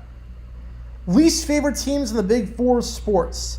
Titans, easily. Titans, Dodgers, Mavericks. I guess in hockey, I don't like the Hurricanes because of Dundon. I don't like the Hurricanes because of Tom Dundon, so I'll always root against them, but I don't really have a hatred in hockey because I don't have a favorite team in hockey. Better pick 6 in the Super Bowl. Willie Brown, Tracy Porter, James Harrison. Most significant, Tracy Porter. The best one, James Harrison, what he did was... Tracy Porter and Willie Brown, they were great pick 6s, but they were your typical pick 6s. James Harrison, what he did, we will never see again. He broke like 5 tackles on that play. We'll never see that again. That was a once-in-a-lifetime pick 6. So you ever hear about the baseball game between the Klan and one of the African American League teams, one of the Negro League teams during the 30s and 40s? Yeah, Mr. Beat did a video on that. Not Mr. Beast, Mr. Beat did a video on that. Yeah. Are there any other teams that said the Bills to make the Super Bowl more than once and lose every time? Vikings.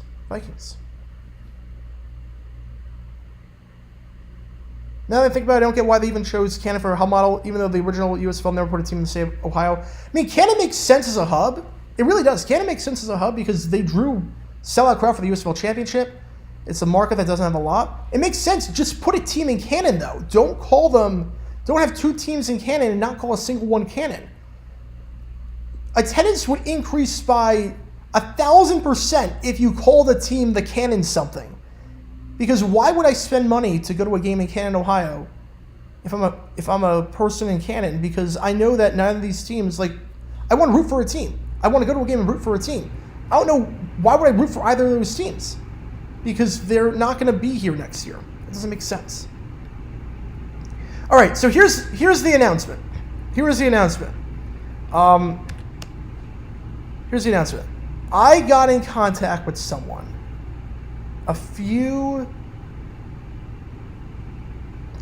Let me actually retweet this. Hang on. I retweet this. Let me do this first. Hang on. Apologies, I just gotta do this. I gotta think of what I want to say on Twitter really quickly.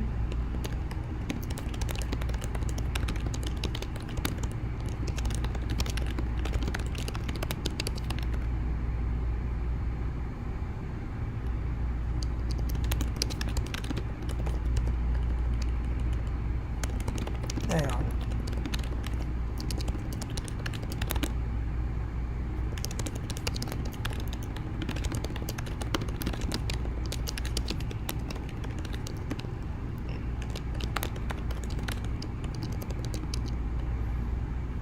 Hang on.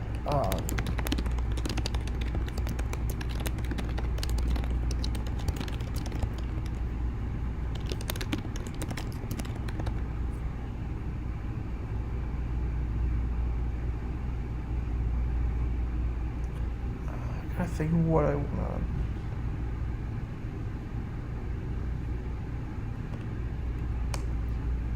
So I want to do that. All right, here we go. Okay, so here's the secret project that I've been working on. I want to say about 2 months ago, I got in contact with Matthew Collar, who works for PurpleInsider.com. He covers the Vikings. He covers the Minnesota Vikings. And he wanted to do some history stuff on the Vikings for his channel. He loved my videos. He reached out to me, and he wanted to do some stuff, and he asked if I would be interested at all in helping out with his channel, writing scripts and finding topics on crazy stuff to happen in the history of the Minnesota Vikings. And today, the first video has officially dropped. I will link it in the chat right now. The first video has dropped. There's going to be a lot more videos on his channel. Purple Insider. We're doing a lot of crazy stuff on the history of the Minnesota Vikings. So on top of the video, this changes nothing with JG9, JG8, JG7, all that. This is just more content. So I guess there technically is a video that came out today. I'm writing all the scripts for these videos.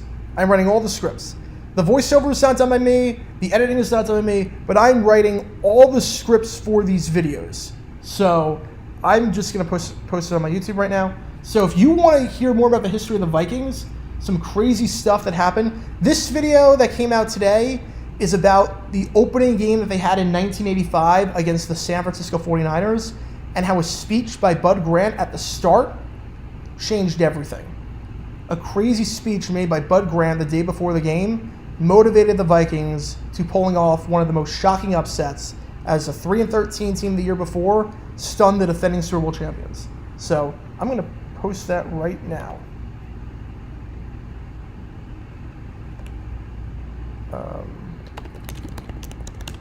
On my YouTube channel.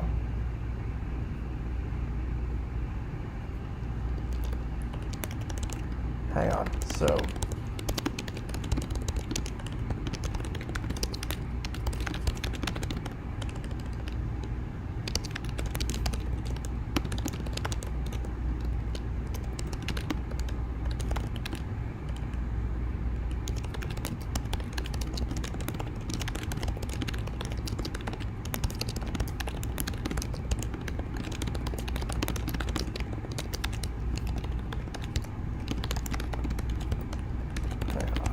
Just posted on some of my YouTube channel, so hang on one quick second. And that's not the only secret project we got coming up. And we'll say that that's not the only secret project we got coming up.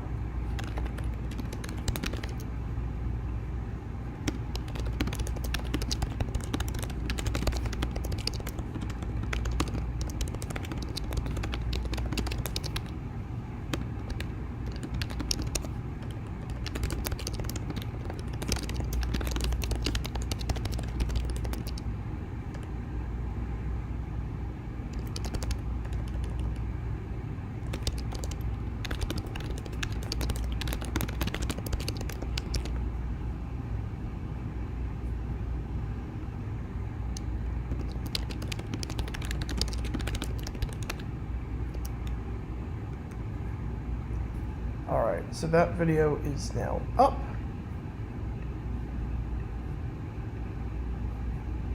We are good to go. So, again, that is not the only video. I've got a ton of videos coming up with that. I've got a ton of videos coming up with Purple Insider. So that is not the last. That is not the last thing that is happening with that channel. There's going to be quite a few videos coming up. We got 2 more coming up on Bud Grant, honoring him and his life and his legacy. So that's coming up. But the first one that came out was today. Again, I'm not doing any of the. I didn't know this was happening until today. I didn't know that the video was dropping until today. But with that being said, the first video, 1985 season opener, week 1, we were talking about the Minnesota Vikings. We were talking about the week 1 game they had in 1985 against the 49ers and how a speech by Bud Grant saved the team. A speech made before the game motivated the team and got them to play the way that they did. So it's a fascinating topic. It's a fascinating topic. So it doesn't change anything in terms of Vikings videos on my channel. Obviously, there's been a ton of Vikings videos on my channel lately, but you're going to see a lot of Vikings history stuff written by me on Purple Insider. So go subscribe to them. Go check out the video. The video is called Purple Stories, the speech that saved the Vikings. That's the name of the video. Purple Stories, the speech that saved the Vikings. That is the story. That's the video topic. I linked it already. So go check that out if you haven't already. I posted it on my YouTube, posted it on my Twitter. So go check that out if you haven't. Just special thanks to Matthew Collar for helping or for reaching out to me. We're going to have a lot of cool stuff on there. We're going to have a lot of cool stuff on there. A lot of cool stuff on that channel. I can assure you. I can assure you a lot of cool stuff on that channel. So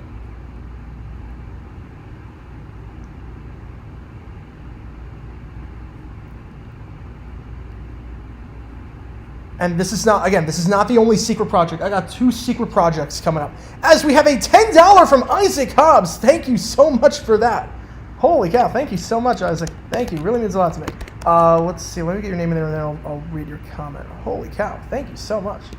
As a lifelong Vikings fan, I'm always happy to hear about more Vikings content from JG9. Does this mean you and Purple Insider are starting making Fumble Dimension-like videos for the channel? Sort of. Maybe not Fumble Dimension videos, because those are like an hour long, but a lot of history videos. So basically the videos that you see on JG9, you're going to get more of those, but they're going to be on another channel. They're going to be a Purple Insider, and they're going to be Vikings related. So we got 2 more Bud Grant videos coming up, and we got some more crazy, crazy stories as we are officially underway. Third quarter of action is starting. Kickoff return by Terry Wright, and they'll take over at the 30-yard line. Offense are still looking to get going, considering the fact that they've not scored an offensive touchdown in the last 6 quarters of action. But yeah, we are doing a ton of Vikings videos on that channel. I got 2 coming up, already done. It's basically a 3-part series on Bug Rant. Again, I don't do any of the voiceover work for this. I don't do any of the editing for this. I just write the script. For this one. So, helping out in that way. So I just write the script, send it over to them, and then they make their magic happen. It's a very, very good channel if you like Vikings news. And it's like, I want to do some Vikings history stuff. Let's do it. Stream House goes for a loss of 2 there, so 2nd and 12. Yeah, really excited to unveil that. I'm assuming the next video is going to come out next Sunday. I'm assuming the next one would come out next Sunday, but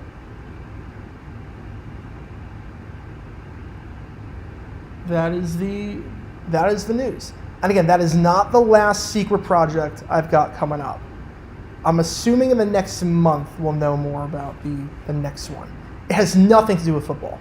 2nd and 12. Cookus. They rush 4. He's going to take off and run at the 35. Slides down around the 38-yard line. So it's going to be 3rd and medium. I'll put it that way.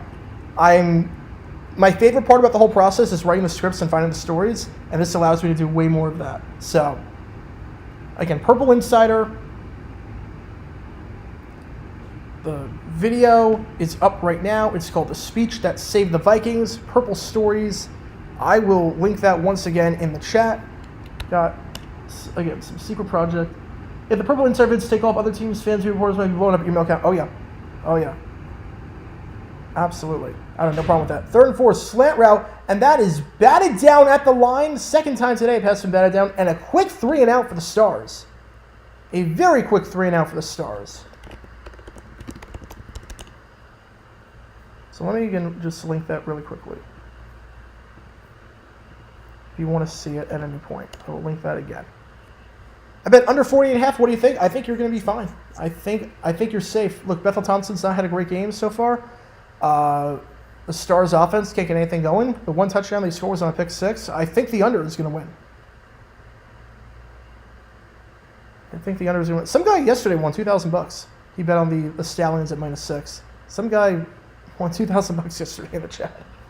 As that punt is fielded and returned to the 24-yard line. So that is where the Breakers will take over. Now let's see what's going on in the chat. So we have 12:50 left. What championship had the most unlikable teams? Patriots, Seahawks, easily. Super Bowl 49. No one likes either of those teams. They hated the Seahawks after winning last year. They hated their cocky attitude. They hated Legion of Boom. And Patriots, they hate the Patriots because they were the Patriots. Easily the most unlikable. Easily the most unlikable championship ever. For the Super Bowl, at least. Easily. Did the NFL go to Jacksonville because of the USFL? Yes, they did. Yeah, the Jacksonville team was actually the most successful team in the USFL. Besides Bandit Ball. Obviously, Bandit Ball was the best, but besides Bandit Ball, Jacksonville was probably the most successful. Braves Yankees was 96. 2000 was Yankees Mets. If we're talking World Series, probably least likable, probably Yankees Dodgers. Probably Yankees Dodgers back in the day. It's got to be. Yankees Phillies is a good one. I love the Jumbo Shrimp. They're a great farm team for us. Yeah, I mean, look, I was disappointed when they changed their name from the Suns to the Jumbo Shrimp. Obviously, that turned out to be a phenomenal move. Phenomenal move. Crazy Good Super Bowl 49 is probably one of the best games ever played. Oh, it is. I think it's the best game ever played. I think Super Bowl 49 is the best game ever played. I really believe it. Super Bowl 49 is the greatest game ever played. If I was to show someone getting into football the best game I ever saw, I'd say Super Bowl 49. Now, if I was to show someone getting into football any game, I'd probably, like, for the craziness, like, if I want to convince someone, like, watch this sport, I'd probably pick either Rams Chiefs or 13 Seconds. I'd probably pick one of those games, but in terms of the best game I saw, Super Bowl 49. But those teams were hated. Absolutely hated. Should the Jaguars trade for Devontae Adams if the Raiders want to trade him? I'm never opposed to getting more weapons for Trevor. As long as you don't have to give up the farm, I'm never opposed for that. If we have the cap space and whatnot, you're telling me Christian Kirk, Devontae Adams, Zay Jones, Calvin Ridley? Yes, sign me up. Sign me up. It's not going to happen, but I have no problem with that whatsoever. I have no problem with that. Favorite Linkin Park song? Ooh, man, that's tough. In the End. I'd probably go In the End. I'd probably go with In the End. New Divide is probably number 2, though. New Divide is my number 2.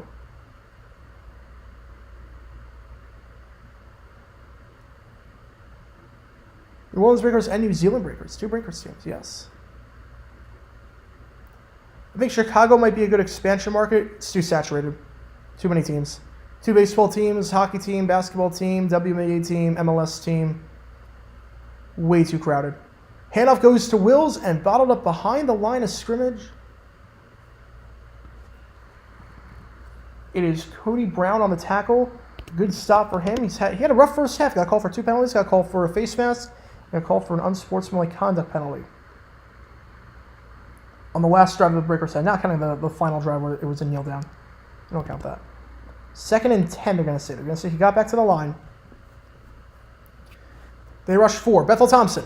Clean pocket. Fires to his target over the middle. It is Hills. It is the running back. And down at the 29-yard line. Gain of 9 on the play. So 3rd and 5. Again, after this, we have the Gamblers against the Generals. We have game number 4 of this USFL quadruple header. So it should be a fun game. Again, we're doing all 4 USFL games this week. I want to do as many USFL games as possible.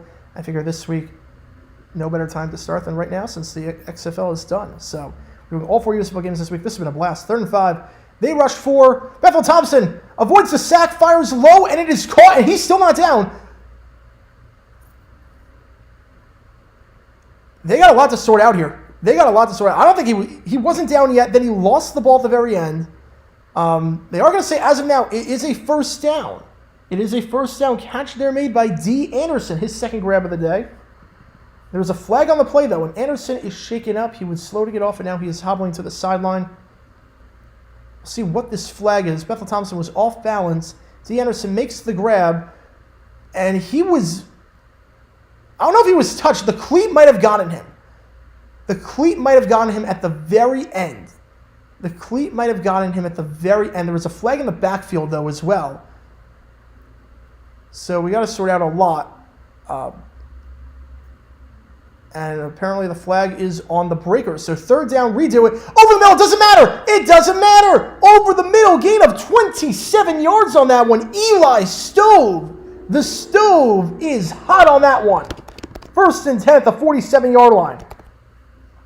I'm guessing the flag was something in the area of holding. Again, I'm watching this with no audio. They didn't show any clips or anything, so I'm assuming it was a holding penalty. But Bethel Thompson with a nice 27-yard throw. Bethel Thompson was awful to start this game off. He was 2 for 8 with the pick. Ever since then, 7 for 9, 69 yards, and a touchdown. Make it 8 for 10 now, and some more yards down at the 46-yard line. Catch there made by the tight end, Sage Surratt, his 3rd grab of the day, 2nd and about 3. So Bethel Thompson started 2 for 8. Ever since then, he is 8 for his last 10, 76 yards, and a touchdown. Playing a lot better as of late. He has bounced back tremendously after that interception. 2nd 3, handoff goes to Wills. Wills tries to get the first down, and he does. Stumbles forward to the 42-yard line, getting a 4 on the play. Good enough for that first down with 10 minutes left. Breakers looking to take their first lead of the game. And the defense of the Breakers has played well. They've only allowed 6 points.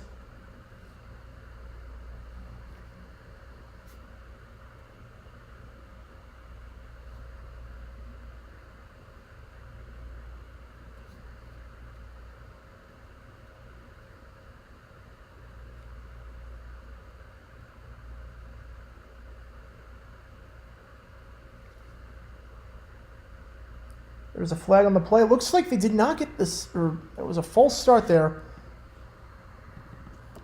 So moving back 5 yards, 1st and 15 now at the 47-yard line. I apologize for trying to get everything sorted out with the Purple Insider thing. So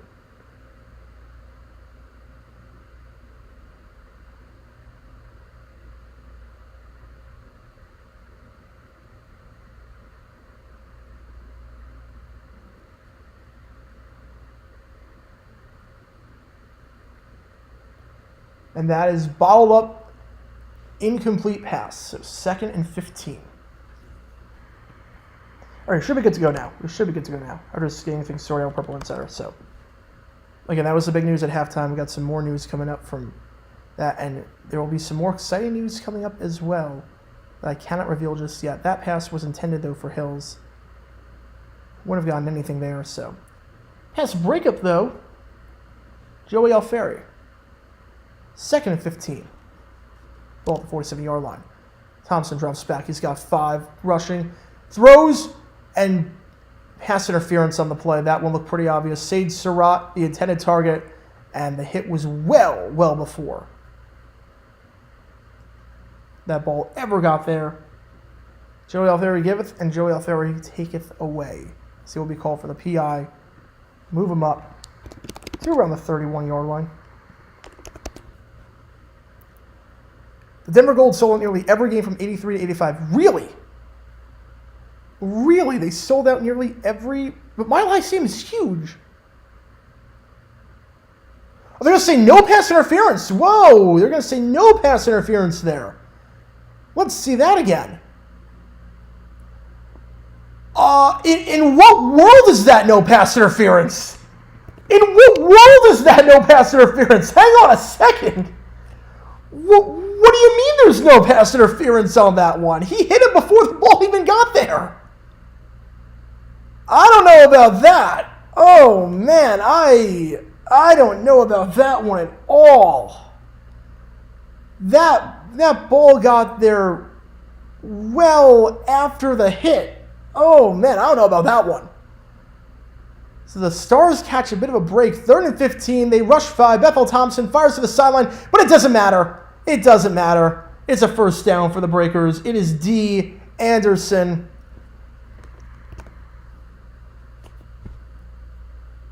Look at me. I'm Anderson D. Gain of 17 on the play. Ain't good enough for a first down. Oh, the deep cut grease reference there. Why not? A 3rd down conversion by the Breakers. 3rd down conversion by Bethel Thompson. 7:52 left. Thompson fires to the sideline. That time it is caught down at the 15, 14-yard line. Johnny Dixon. Gain of 16 on the play. Bethel Thompson is starting to heat up. One-on-one coverage. It was Dixon against Damani Dennis Manu with the pick 6 earlier. That time it is Dixon who wins that battle. 14 yards to the end zone and try to get their first lead of the game. A 61-yard drive so far. Bethel Thompson firing on all cylinders. Handoff goes up the middle to Wills. Wills picks up 4 yards. Stars have been tied or in the lead this entire game. But Bethel Thompson, after a horrible 2-for-8 start, 10 for his last 14, with over 100 yards.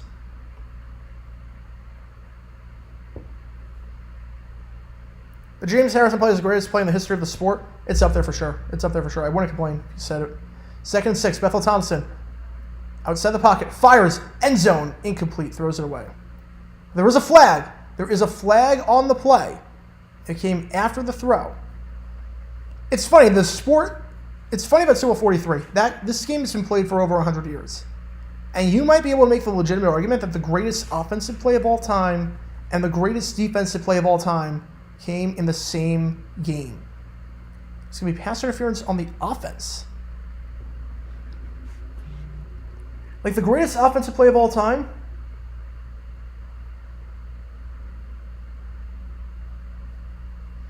You could say Santonio Holmes catch. The greatest defensive play of all time, you could say James Harrison pick 6. Both came in the same game.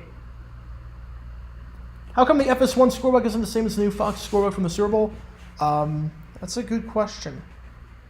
Probably it's more expensive to run the other one? I don't know.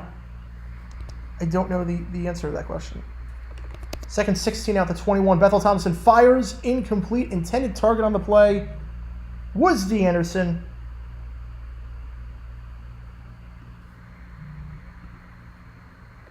But not even close.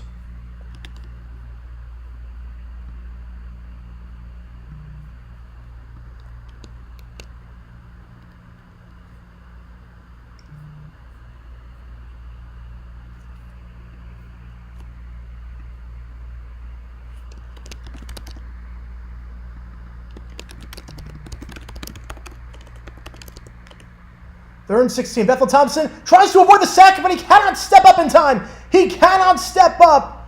And that is going to be a sack on the play from number 99, Carson Taylor. Loss of 5, 4th and 21. The Stars defense holds. Carson Taylor gets the sack, and the Breakers will be forced to settle for the field goal from Matt Coughlin.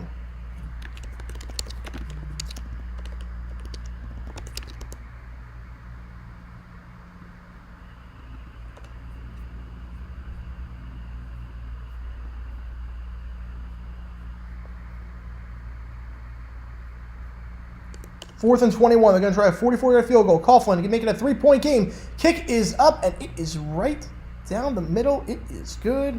Breakers get 3 back, but 4:49 left. They're closing in on the deficit. The Stars offense needs to get something going badly here. They've only scored 6 points today. They have not scored an offensive touchdown since week 4. Stars have barely been on the field. It's been all Breakers in terms of time possession.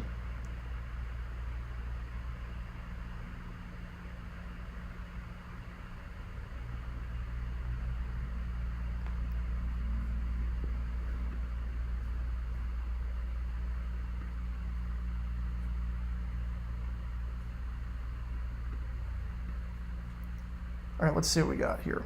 What do you think about the Jags getting Tank Bigsby? I mean, he's great after contact. He's got good second-level speed.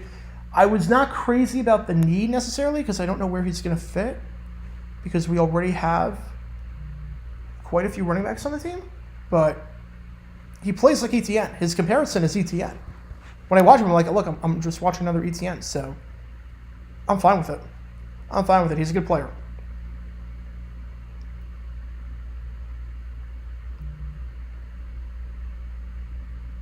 What was the fictional team on that 1980s HBO show? I'm not sure. I'm not sure the show you're talking about. Another reason people would hate Tom Dundon. Yeah, that's the reason I don't like Tom Dundon. It's the AF. That's the only reason I hate him. Because, I mean, he has Top Golf, and I do love Top Golf, but I cannot condone what he did with the AAF.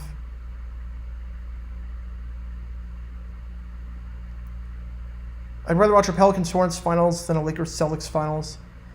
I mean, I'd be happy for both those teams if they were to ever win. Who do you think is the most undeserving Super Bowl MVP? Has the MVP always been from the winning team? No, Chuck Howley, Super Bowl 5, won MVP. The Cowboys lost the game. Most undeserving. Ooh. Joe Namath didn't throw a touchdown pass. Staubach, I think you easily should have given it to Dwayne Thomas in that one. Namath 3 was pretty undeserving. Mahomes at 54 was pretty undeserving. I would have given it to Damian Williams. Flacco at 47, I would have given it to Jacoby Jones. I think the most undeserving, though, I think would probably be Julian Edelman. There was nothing remarkable about the game that he had. Under 100 yards receiving, no touchdowns.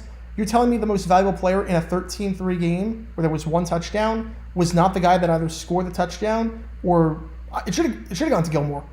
Edelman had just a perfectly pedestrian game. I think Edelman's the most undeserving Super Bowl MVP, although Namath has a case for sure. Rod Martin should have won at 15 also over Plunkett. Kickoff is fielded at the 6-yard line to the 20, taken out to the 25, taken out to the 30, to the 35. He's got some room. 40, out of bounds at the 41-yard line. It is Terry Wright on the return. 4:42 left. The Stars went 3 and out last time. Defense was on the field for a while, so they need to at least do something here. 4:42 left, 13-10 ball game. Again, the Stars have not scored an offensive touchdown since week 4. Last week, 24 points, all of them on field goals. Touchdown here, pick 6. Handoff goes to Williams. Call it back for holding, although I'm not sure they're going to accept this penalty because that's a loss of 3 as things stand. Push it back to the 38-yard line. That's the first time Dexter Williams has gotten a handoff since, I think, the 3rd drive of the game? Or 2nd drive of the game? Yeah, 2nd drive of the game. Holding, On the offense, 2nd and 13 or 1st and 20, what will they do? The penalty, we're going to call it on number 70, Shamarius Gilmore. And it looks like they are going to accept the penalty to make it 1st and 20. Really could go either way on that one. Really could go either way. How hated would a Lakers-Celtics series be? Oh, extremely hated. People hate Boston, people hate LA. People hate the Celtics, people hate the Lakers. 85, week 1, the last time the 80s Vikings would upset the Niners.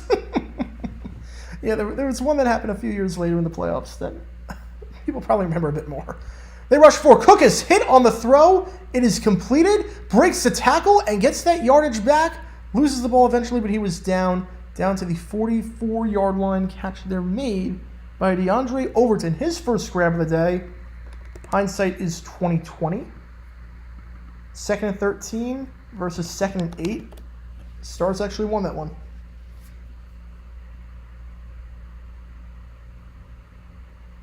I don't know why they were so sad moving to the fall. John Bass said a plan seemed to be working. Yeah, there was too much expansion early on. There was way too much expansion early on.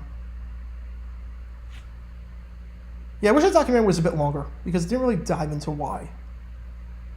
Cookus tries to escape the sack. He cannot. And he throws a pick. What on earth? What on earth is Cookus doing? Oh my goodness. And a punch is thrown. A punch is thrown. Hang on a second. There's a lot to sort out here. Terry Wright's going to get ejected. Terry Wright threw a punch. He almost throws another punch. Now we have a brawl going on the sideline. Terry Wright's going to get ejected. Case Cookus, instead of just taking the sack, tries to shovel past it. And it's intercepted by the Breakers. And now you're going to have 15-yard penalty on the Stars on top of that, with Terry Wright getting ejected from the ball game. Interception made on a dumb play by Case Cookus. In the words of Patrick Starr, that is not what he wanted to cook. Neville Clark with the interception. It is Breakers' ball. First, they have to see if Cookus stepped out of bounds before he threw that ball. Then they have to sort of the whole mess with the punch thrown.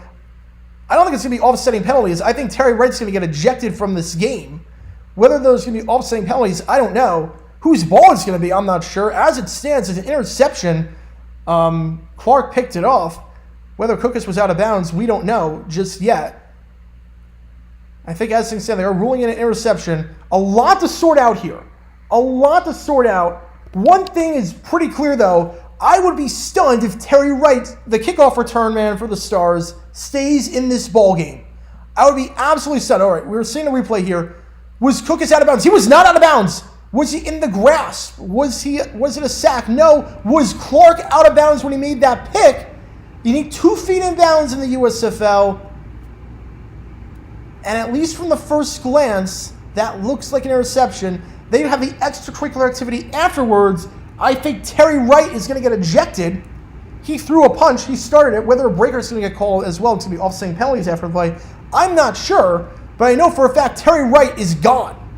Terry Wright, I would be stunned if he stays in this ball game. That would be a huge blow to the Stars. The last thing they needed, as everything is unraveling. After the play, personal foul, number 9, 15-yard penalty, so nobody on the Breakers getting called. And Terry Wright, as I said, is getting ejected. If Terry Wright's day is done, he will hit the showers, throws his helmet down in frustration. A horrible sequence. I think that goes without saying. A horrible sequence for the Stars as the Breakers get the ball. Cookus with one of the dumbest interceptions you will ever see thrown. I don't know what on earth he was thinking. 13-10 game. Breakers have the ball in phenomenal field position. And an interception followed by a 15-yard penalty on Wright. And Wright is ejected from the contest. It's been that kind of season for Case Cookus. Had a phenomenal start to the year, or phenomenal season last year, I should say. This year, it has not been good. It's been a lot of stuff like that. Bad sacks, bad picks. It's been bad all the way around. Crazy, crazy sequence. Holy cow. Crazy, crazy sequence of events. Does the USFL outlast the XFL the other way around? I mean, both leagues can coexist. I think the XFL is in a better spot because they have like actual fan bases. The USFL, it's a bit tougher because they're doing the hub model. So I think the XFL would outlast if it works like that, but I think they can coexist. I really do.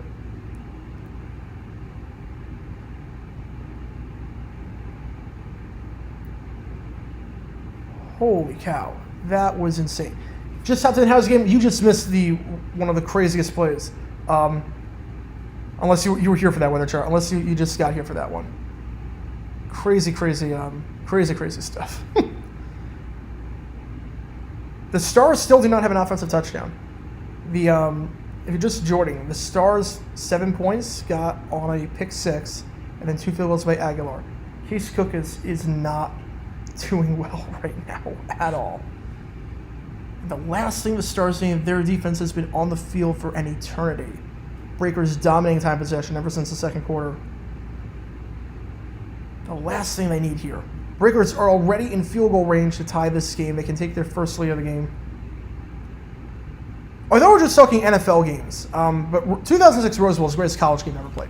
Greatest college game ever played is 06 Rose Bowl. Most hated NBA Finals would be Warriors, Cavs. I think the fourth installment was. At that point, people were just sick of it, and they knew it was going to be a bloodbath. I think the fourth installment was the most hated. 2015, obviously not hated. 2016, everyone was rooting for the Cavs. 2017, all right, you get the rubber match. 2018, by that point, it's like, oh, come on. Let's just, we know this is going to be bad. Ever thought about throwing a dart on a map of a USA and going to the closest pro or college football game there? Ooh, that's an interesting idea. Be a good, video series and whatnot, but... You have a lot of money, but not a bad idea. First and 10 at the 29 after the pick, and the unsportsmanlike conduct. Wills gets the handoff, gets about 3 yards there. He has had a pretty solid game. Nothing spectacular on the ground, but he just falls forward and just churns yards and slowly but surely breaks down that Philadelphia Stars defense. Had to do a lot today, too. 63 rushing yards for Hills, averaging about 4 yards per carry. Very consistent runner. Very consistent runner. I almost asked what stadium the Breakers played at before remembering it's the USFL known as a stadium. Yeah, that is a good point. Bethel Thompson, play action. He's got his tight end in the flat. Beautiful play, but a nice open field tackle. Only gets 2 yards on the play. Cody Brown with the stop. 3rd and 4.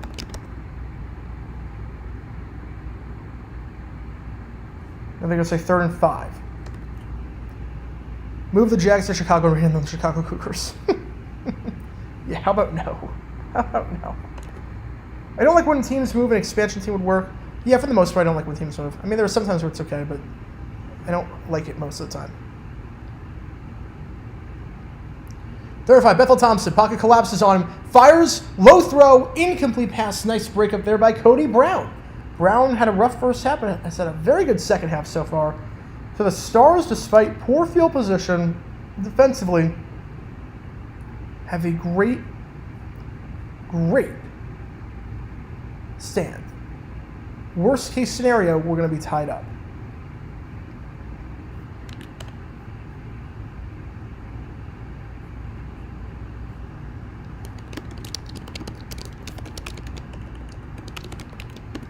Kick is up by Coughlin, and it is no good! Kick drifts to the right, so a huge blown opportunity for the Breakers. And the Stars will get it back, no harm done. So the Breakers got the ball at the 29-yard line. The Stars get a stop, and they hold. And no points.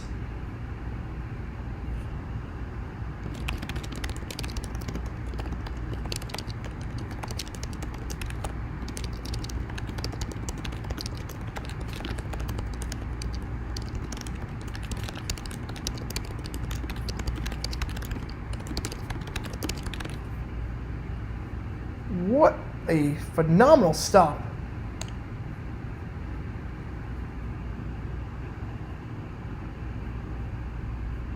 A phenomenal stop by Philly's defense. Cody Brown, the hero on that drive. A nice pass breakup at the very end.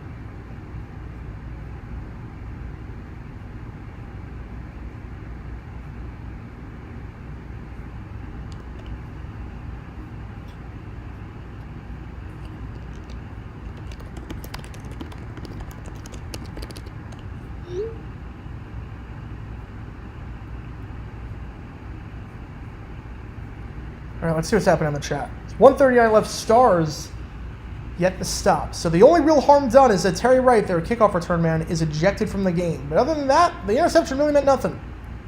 Really meant nothing. Kurt Warner threw a pick 6 in 2 different Super Bowls. That is true. That is true. He did do that. How's it going, Catherine? Welcome to the stream. Welcome to the stream.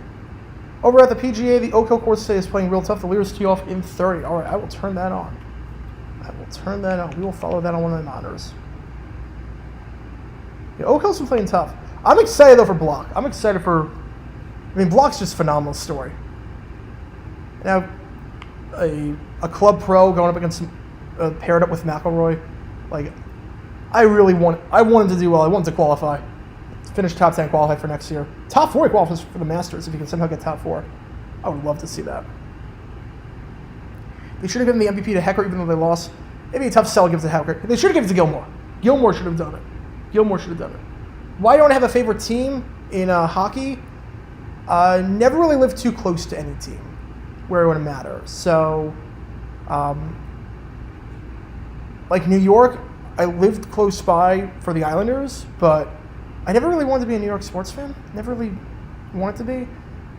Then the lockout happened, and then I went to college in North Carolina, and I wasn't a fan of Dundon, and the Hurricanes play like 90 minutes away, so I couldn't even go to games. It wouldn't be feasible whatsoever.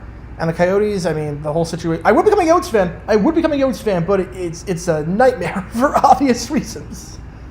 If they move to downtown Phoenix, I'll become a Yotes fan. But it's just a pain in the butt to get to Tempe. And I don't even know what they're going to be playing, so why get invested right now in a team? Why get invested? Plus, playoff hockey is stressful. My heart could not take it. I just like watching it as a neutral fan. First pass of the drive, gain of 8 yards. Second and 2.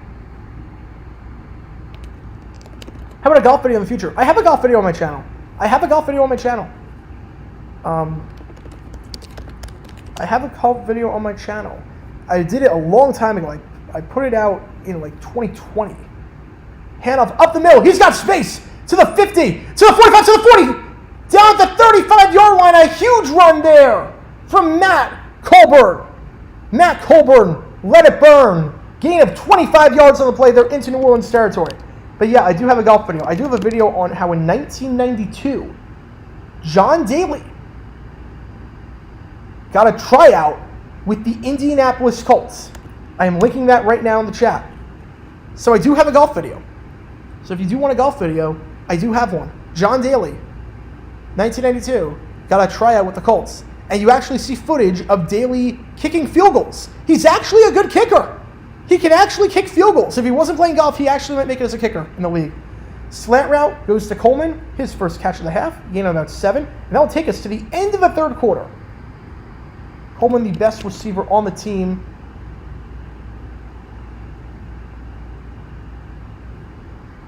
So far today. Final play of the quarter. They're not going to get this off. So we go to the fourth quarter. Stars lead by 3. They're in field goal range already.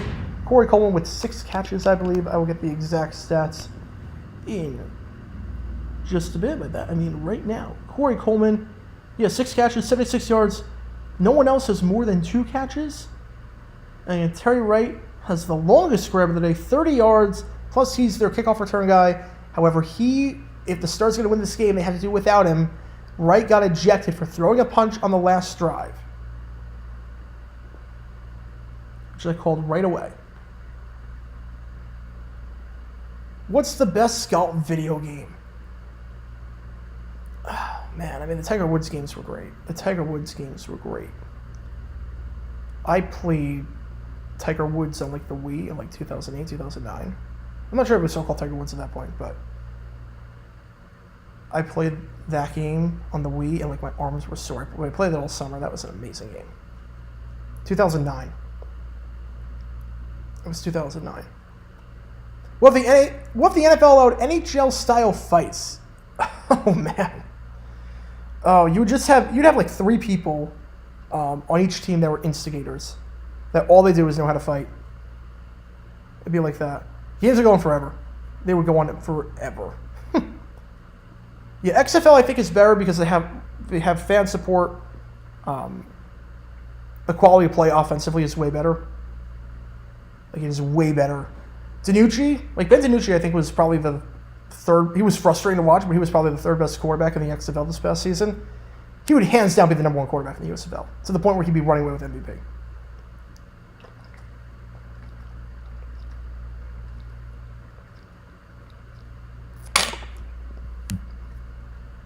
I do think my bias for favoring the XFL has to do with the fact that they had crowds, insane atmosphere. It does add to the overall quality.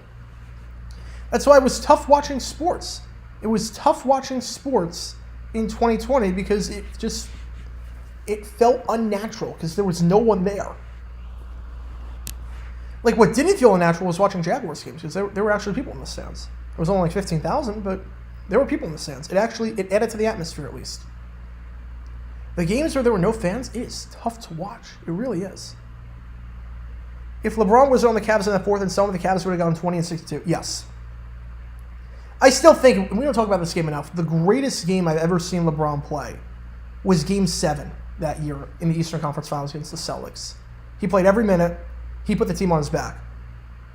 I've never seen a player dominate a game, considering how the circumstances, considering the quality of his team.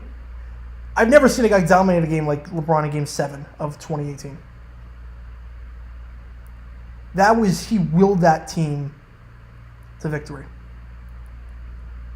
That truly was a remarkable feat. I should also note, because again, we have the final stream coming up after this with New Jersey and Houston, but we will have 2 videos coming out tomorrow. We'll have a JG9 and a JG7 video coming out tomorrow. Now that I have sleep, we are good to go. Now that I have sleep on my schedule, we are good to go.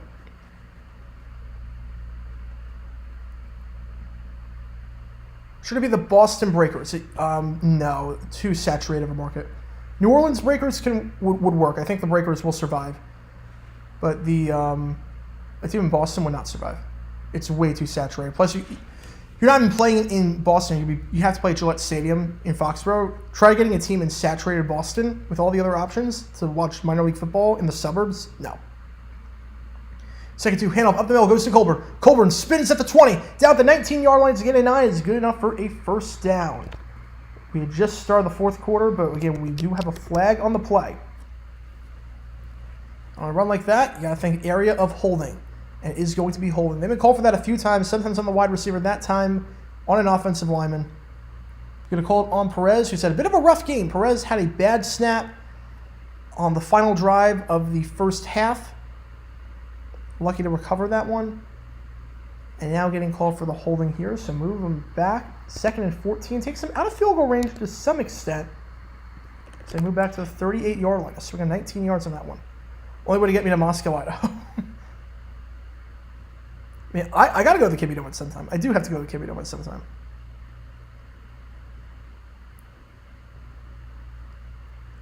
Look, if the Coyotes want to move to the Kibby Dome, I have no problem with that. I think it would be hysterical. Catch is made at the 20 to the 15. There was a flag on the play, though. There's a flag in the secondary. Catch made and down at the 12-yard line. As things stand, Devin Gray with the grab, but Case Cookus does not look happy. The reason Gray might have gotten open, there might have been OPI. There might have been some OPI on that one. And it is going to be pass interference on the offense. There might have been some OPI to get Gray open. Penalty, as things stand, got called on Pro Wells, the tight end. So 2nd and 17. I want to see a replay of that. My guess, if I had to guess, again, I don't have the all-22. They didn't show a replay for some reason. My guess on that one is that Wells stopped his route and set a block, which will allow Gray to get open on that crossing pattern. Usually, when a guy runs a drag route and gets open like that and they throw the flag, that's usually what happens. That's my guess as to what happened there. 2nd and 17. Minute has come off from the score. We've still yet to run an actual play. 2nd and 17. Cookus fires deep, going for the end zone. It is intercepted. Intercepted. Back-to-back drives, ending with a pick at the 1-yard line. What a pick. What a pick on the play. And it is Alex Thomas, who looks to be shaken up a bit. So he goes hard to the ground. Alex Thomas picks it off at the 1-yard line. 2 interceptions now for Case Cookus today. The Stars take themselves out of field goal range after back-to-back penalties. And Cookus just throws up a prayer intended for Gray. Thomas picks it off. The Breakers, if that is a catch, looks clean to me. That ball is not bobbling. He has possession of it the whole way through. The Breakers will get this ball pinned on their own goal line, but still down by 3. Case Cookus, a rough game for him. Maybe the best quarterback in the USFL last season, but he's got no touchdowns, 2 picks, 15 for 25, a 49.8 passer rating. He has not been good whatsoever this season. He has not been good this game. He's got more picks than touchdowns this season. If any player's stock has fallen harder than Case Cookus' this season, I want to know who it is, because this is not good.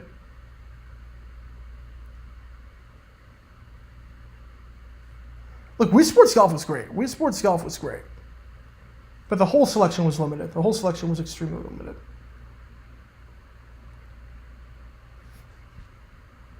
Do we have a favorite boxer? No, not really. No. I mean, like, I love Muhammad Ali, but, like, in terms of currently, no.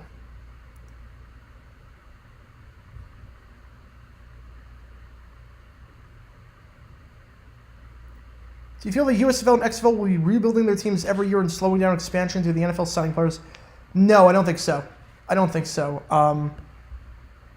The USFL took a bit of a hit this year because a lot of players went to the XFL and they wrote in the contracts that you could jump. The XFL, I don't think is going to take that much of a beating. The XFL won't, because you have the players' rights forever and they can't play in the USFL. So I don't think there's going to be a whole lot of roster turnover XFL year to year. I think it's going to be a lot like AAA teams. I don't think there's going to be a lot of turnover. I really don't.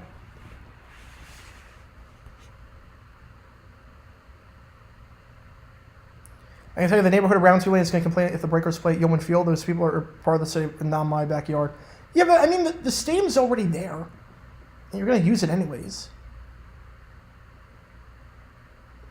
I don't think there's anything to do about it. They pay the rent. I mean, there's nothing they can do about it. Didn't Taylor Swift call Gillette the happiest place on earth? He did. She did, yes. She did call them the happiest place on earth.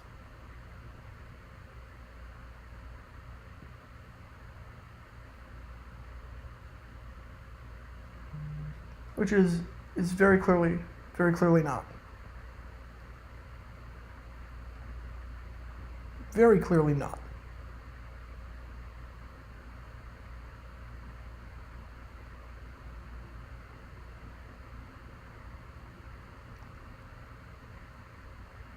The Breakers coach is yelling at the referees. Not sure what exactly. Unless that was to point to the.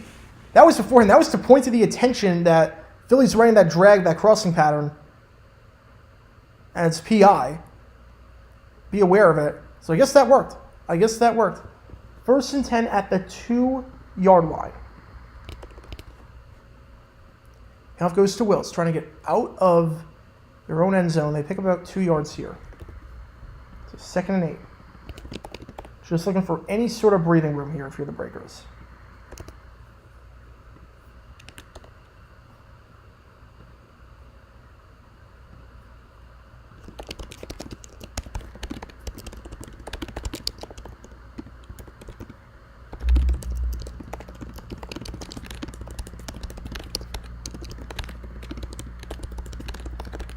Second down, it is caught on the play. Is it enough for a first down? It does give them some breathing room.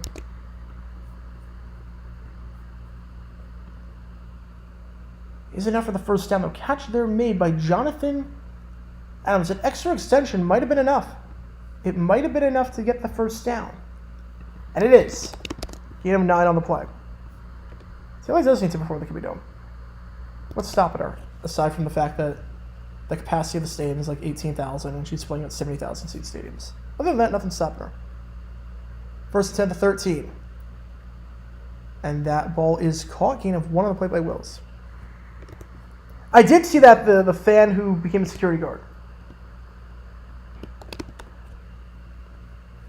The fan became a security guard for that. I mean, to be fair, what is a Taylor Swift security guard doing? What is a... I mean, you want to talk about concerts where you need high-level security. A Taylor Swift concert, you don't. I mean, there's some artists where you do need high-level security because people are getting drunk and that, but it's a lot of teenage girls. You don't need security. Like, everyone's just here having a good time. Catch there made, gain of about 5 on the play, so 3rd and 5.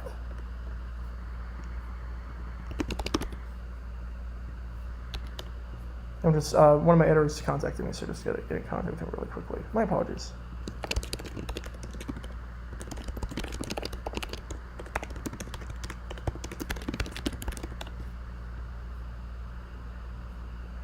Third and 4. Bethel Thompson. They rushed 4.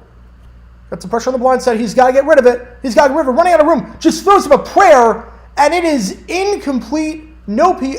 They are going to call PI. They are going to call PI. They are going to say that the intended target, Lee Morris, could not come back to the ball. Was that ball even catchable, though? I'm not sure that ball was even remotely catchable. So they're going to talk it over.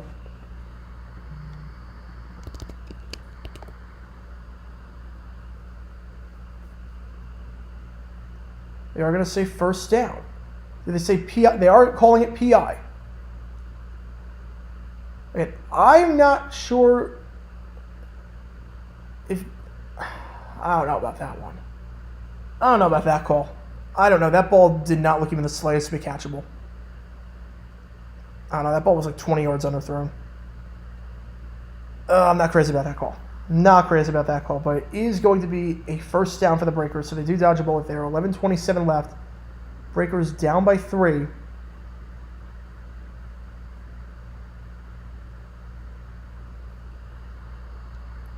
As we do go to a commercial break. LA Breakers for who wins college football playoff championship?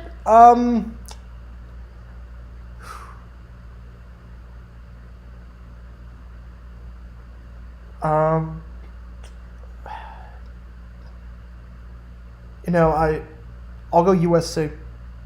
Right now, I'm taking USC. I'm taking Lincoln. I'm taking Caleb. I'm taking USC.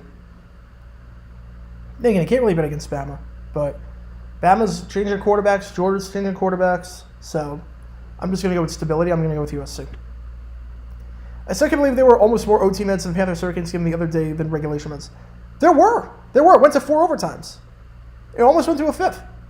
There were more overtime minutes than there were regulation minutes. It was crazy. Absolutely crazy.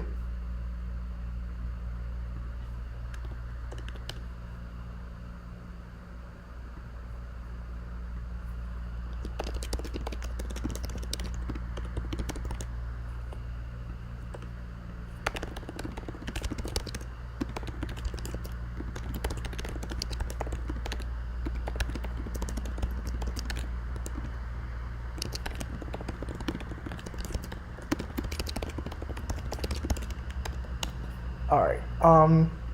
What led to the NFL becoming the dominant league in the U.S. and surpassing MLB? That's a good question. I think a lot of things. I think mainly the fact that the NFL, football, is a perfect television sport. I think that fact changed a lot. The NFL is a perfect television sport. Baseball is a perfect radio sport. That's why it was number 1. And then as television took over, football is the perfect television sport. I think that's really the main thing. It's the rise of television. Didn't Taylor get mad at another security guard for harassing a fan? Yeah, but the fan was just singing like. I mean, that's the only that's security. That wasn't like a fan fighting another fan. The security guard was yelling at the fan for being too close to a barrier that she wasn't going to go over anyways. The security guard was just being crazy.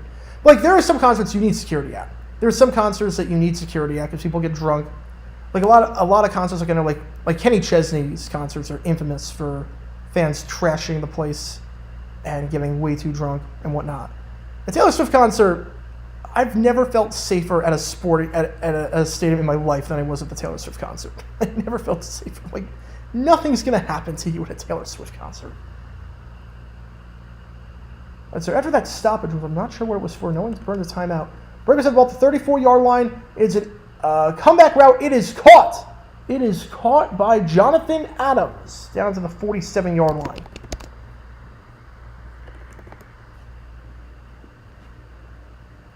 1985, the Phillies did not honor the release on the vet about the Stars.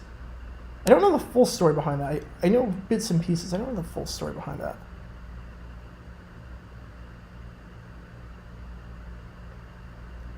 I gotta see Taylor at FedEx Field during the Reputation Tour. But since I'm glad that she doesn't have to do a show with that same nowadays.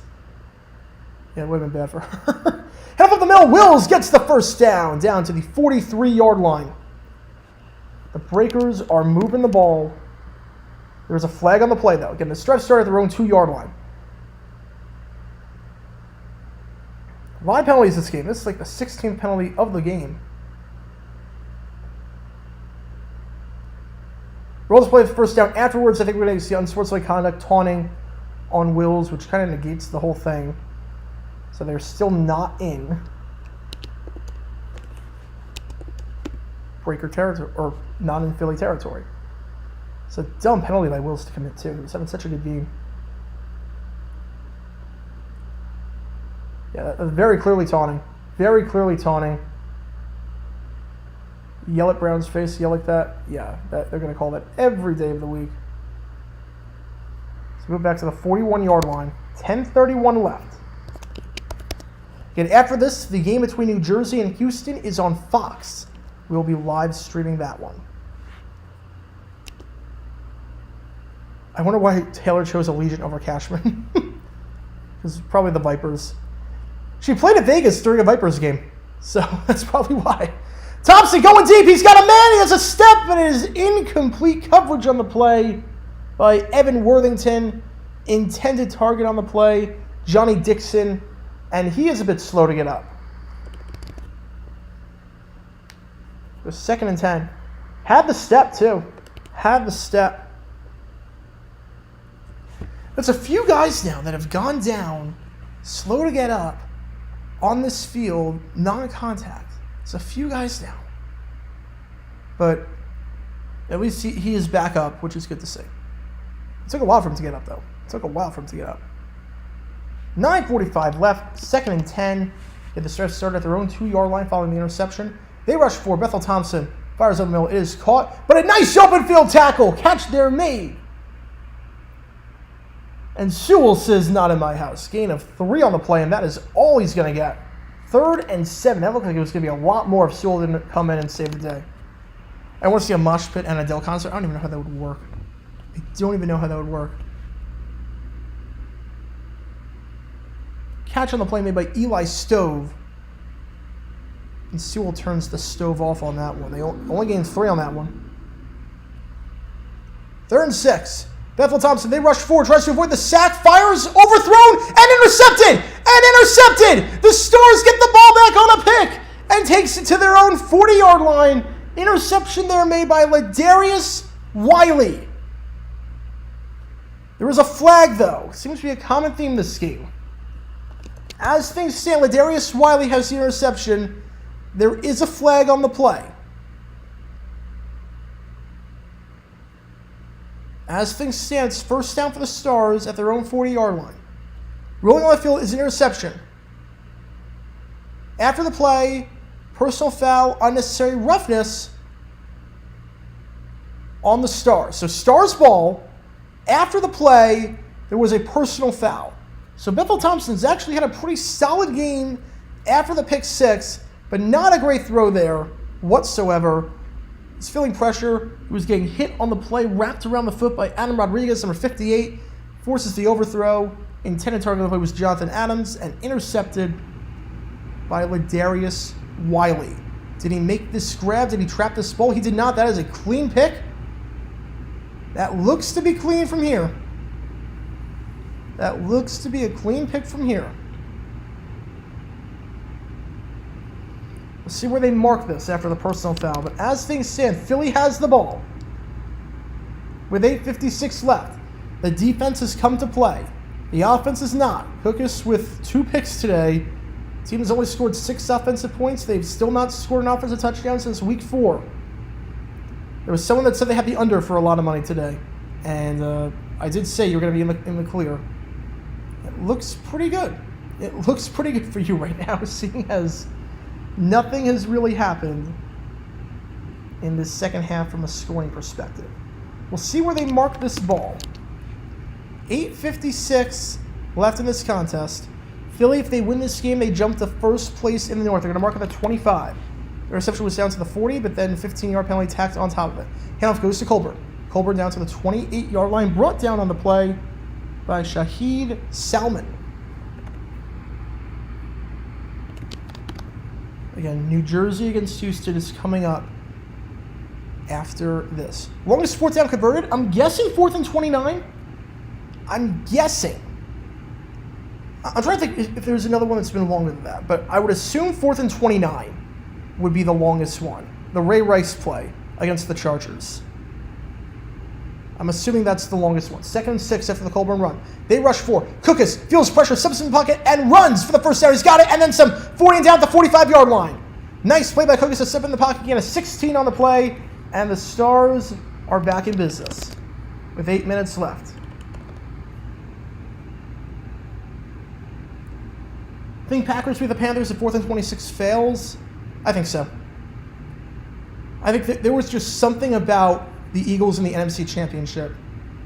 There was something weird about them. I don't know what it was. But I think the Packers, I don't think the Panthers would have stopped it. Plus, we saw the Packers dominate the Panthers the following year when they played Week 1. Granted, it's a different season, but we had an idea. We're going to have 2 on the play. A gain of 2 on the play, rather, on the run by Colbert.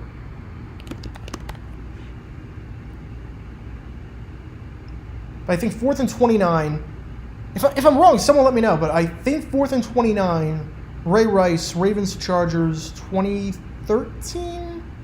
I think it was 2013. I don't think it was 2012. It was either 2012 or 2013. Let me check. Well, the 46-yard, it was 2012. It was 2012. Cook is going deep. There was a flag on the play. As things stand, that's a heck of a catch. Perfectly thrown in stride to his receiver, DeAndre Overton, his second grab of the day, but there was a flag. It came in the secondary. The flag came in the secondary, so we'll see. Cook is indicating that this one is on the breakers, so it looks like this is going to stand.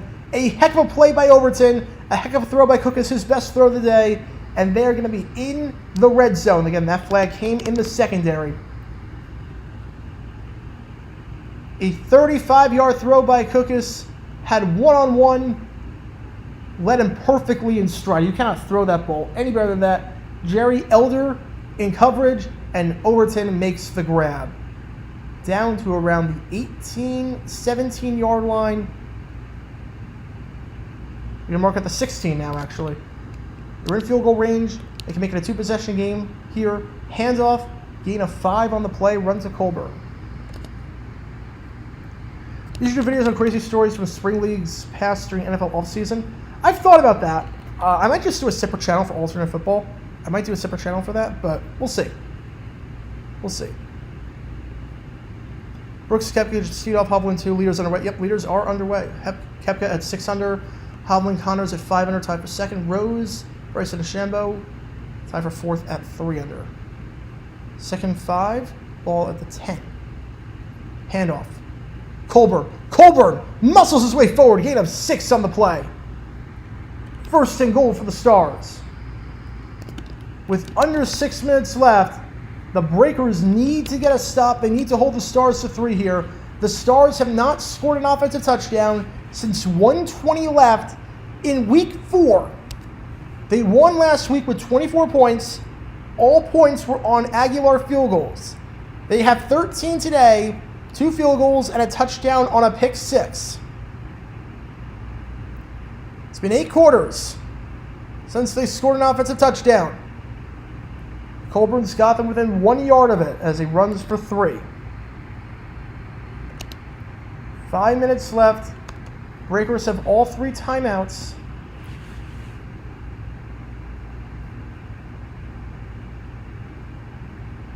It's time for another edition of Stump JG9. Bring it on. Bring it on. I can only play miniature golf. I like mini golf. I'm good at golf too, but I'm really good at mini golf. Really good there. Second and goal with the 1. Cookus keeps it himself. He's bottled up at the line. He is bottled up at the line. He gets nothing there. Will the Breakers start using their timeouts? They are not. They're just going to let this clock run. Again, if you stop him here, you have to figure 4-down territory for the Stars, because the two-possession game pretty much puts this one out of reach. Not out of reach, but it makes it a lot tougher for the Breakers. You pretty much have the game wrapped up, barring anything crazy. You have to figure this is 4-down territory here. 3rd and goal. Ball at the 1. Cookus, he's going to throw. He's looking for his man in the flat. He's got him! He's got him! But there was a flag. There was a flag. It is that crossing pattern again. This might be OPI. Hang on a second, folks. This might be OPI.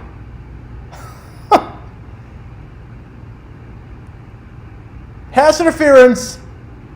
It's a pick play. It's a pick play. DeAndre Overton called for OPI. Back him up to the 11. And the Breakers catch a huge break there. It is that same crossing pattern that they got called in OPI last time. It's a pick play. That is a pick play. Overton had no intention of running around. He was just there to block. There was no need to. It looked like before he even set the block, Colburn was wide open. 134 yards of penalties today for the Stars. You see it on your screen, the most in USFL history, in this version at least. 3rd and goal at the 11. They still cannot find the end zone.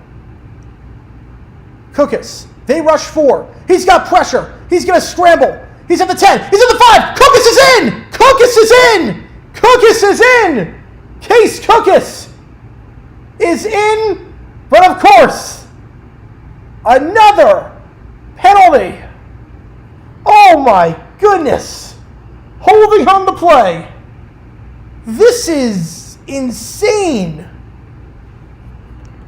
Back-to-back touchdowns wiped off the board for penalties. Cookus in disbelief. They were at the 1-yard line, and now they're at the 21-yard line. This is insane. 4:03 left. The Stars with 1,000 yards in penalties today, it feels like. They're, I think, 143 to be exact. 3rd and goal to 21. We'll see how they want to play this. They rush 4. Cookus feels pressure. Shovel pass. Get rid of it. Colburn at the 15. Colburn at the 10. Colburn at the 7-yard line. So they do get some of that yardage back. Makes it a way more makeable field goal. There's no flag on the play. Hey, there is no flag on the play. The play actually counts. How about that? I'm surprised they didn't show a replay of the holding. I would have liked to have seen that.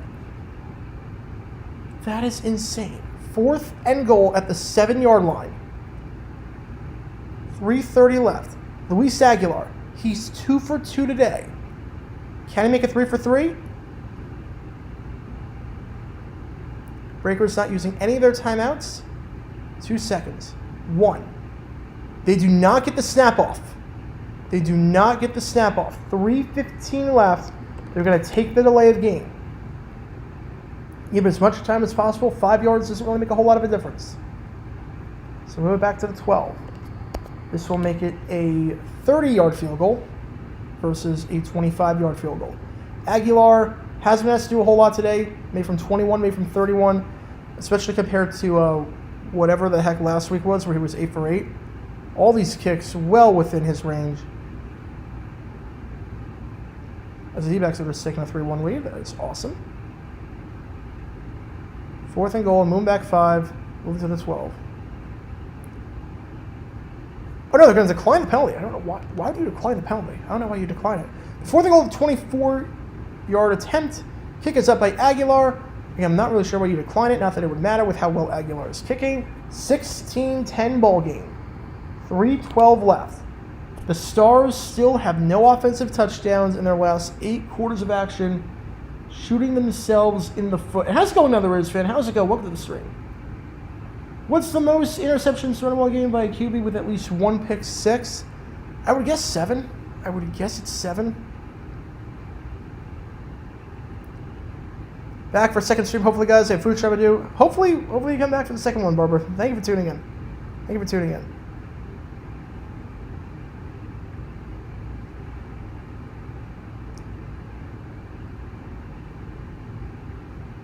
All right, let's see what we got. Highest field goal kick ever in height? there's no accurate way to say that. There's no accurate. They don't track that. I mean, they might now, but they don't track that. I would guess the highest field goal kick ever in height. Probably if you kick it too high, it doesn't go as far. You need to find the right balance. So,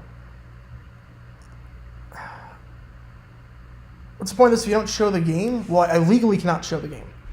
I legally am not allowed to show the game. So, we do like this. We do commentary like this, where you can watch the game on TV, and then you listen to my commentary and whatnot. But I'm legally not allowed to show the game. It breaks every copyright law in the book. So, it's the first time we've gotten that comment in the USFL streams. Got that a lot in the XFL streams. But no, I graduated law school. I studied copyright law and fair use for a living. I legally am not allowed to show this game. If I do, my channel will get taken down. It violates every single copyright law in the book. If anyone is showing the game, good for them. Their channel will probably get deleted and removed and unable to get monetized.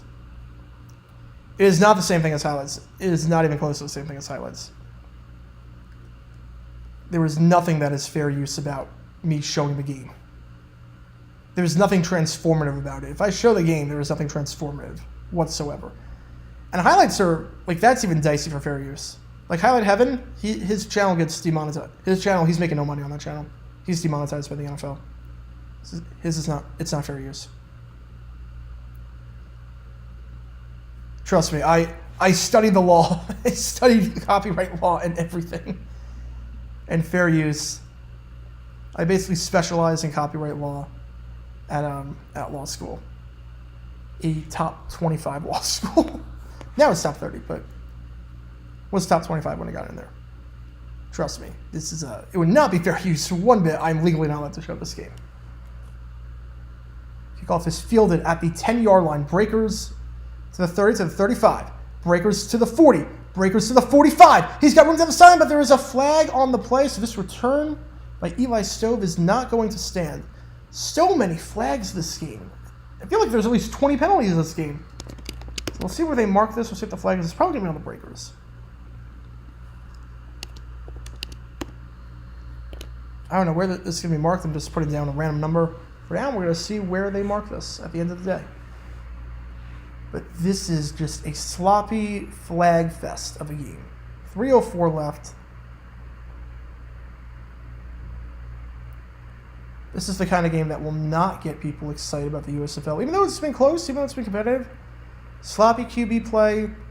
Tons of penalties. Where every big play you have to hold your breath waiting for the flag.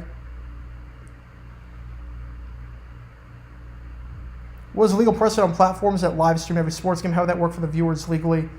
So I know that on Kick, Ian Ross live streamed the Super Bowl this year. Got 150,000 viewers. And from what I know, from what I've heard from Brett Coleman, who is in contact with the NFL is furious and they are preparing legal action against it. And I don't really want to deal with that. There's a dump-off pass to Wills over the middle, wide open, first down. They have all their timeouts. They have 3 minutes to work with. They need a touchdown on this drive. Everything is 4-down territory. Trust me, I found loopholes in other stuff. There's no loophole here. There's no loophole here. I cannot show the game. First down curl route that is caught and gets the first down. Nice yards after the catch, Jonathan Adams. Like, you want to know why like Perna didn't talk about the USFL last year? Was because he got copyright struck by the USFL, and that was fair use, and he got copyright struck by the USFL. They wanted nothing to do with his content, which is insane because that was fair use. Bethel Thompson gets sacked on the play. They only rushed 4, and in the end, it was number 58, Adam Rodriguez, who brings him down. That'll take us to the 2-minute warning. Breakers have all their timeouts left. 2nd and 14 at the 45-yard line when we get back from commercial break. Actually, 2nd and 13 from the 46. But no, you're not allowed to rebroadcast games without the consent of the league. Now, Will the viewers be in trouble? No, the viewers would not be in trouble. The viewers would not be in trouble. But the person streaming would be. There would be. Now, it's funny because the statement the NFL puts out during every game is complete bull. The statement is complete bull. I'll put it that way.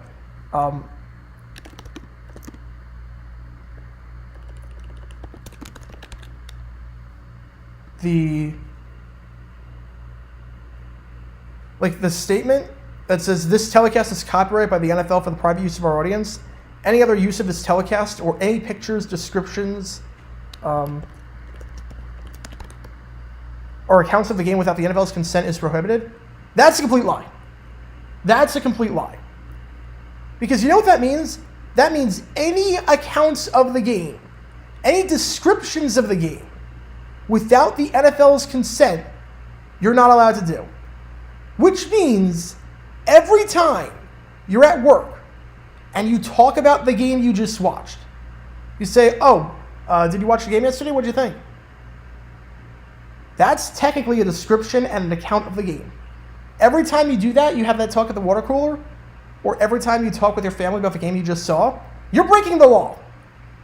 Every time you do that, you are breaking the law. So, yeah, that part is complete nonsense. They want you to think that's illegal, but the game would not even be able to grow if that was the case. So, yeah, that law is not enforced. Because it means that every time you have a conversation with someone about the game, you want to talk with someone about the game at your work, you have to get written permission from the NFL to do that. And obviously, that's insane. So that statement is a complete lie. It is a complete lie. And there are fair use exceptions and whatnot, which I use. But rebroadcasting the game, yeah, that's illegal. That is highly, highly illegal. How do you feel about the Jags draft? Wasn't crazy about it. Not gonna lie, was not crazy about the draft. We had a lot of day 3 picks. I don't know why we used them all. I really thought we should have traded up because a lot of these guys are not gonna make the roster. 5 of these guys are not making the roster. All right, 2nd and 13, another penalty before the snap. False start, back them up another 5. Wouldn't my channel not exist if they enforced it? Yeah. Yes. But there are fair use exceptions. There's fair use exceptions where you are allowed to talk about stuff if you do it in a certain way, and that's what I do. Like, all my videos are fair use. All my videos are fair use. They're transformative in nature. They don't take away from the audience. They don't take away from the viewership of the NFL. All of what I do is completely fair use. 22 penalties this game for 214 combined yards. 144 for the Stars, 70 for the Breakers. That pass is caught. They get some of that yardage back. Catch there made at the 49-yard line by Johnny Dixon. But only a gain of 8. Still got 3rd and 10. 4-down territory here, obviously. 1:46 left. Got to get to the 41-yard line to avoid their 2nd straight loss. 3rd and 10, Bethel Thompson. They rush 4. Bethel Thompson is going to step up. He's going to try to run for himself. He's at the 45 and down at the 43-yard line. 4th and 2. And the Breakers will burn their first of 3 timeouts to talk this one over. Nope, actually this play is not going to count.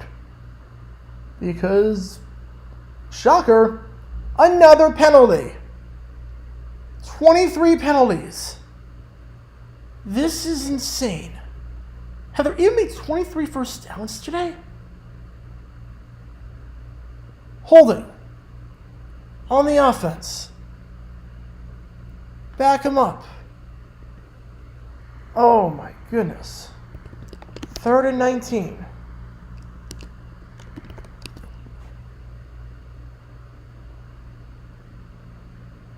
I gotta be honest, I didn't really see much of a hold. Yeah, sports radio can all be sued. If you are on a sports radio show, you don't get express written permission of the NFL, yeah. They would never enforce it though. They would never even try to sue. It would destroy their product. 3rd and 19.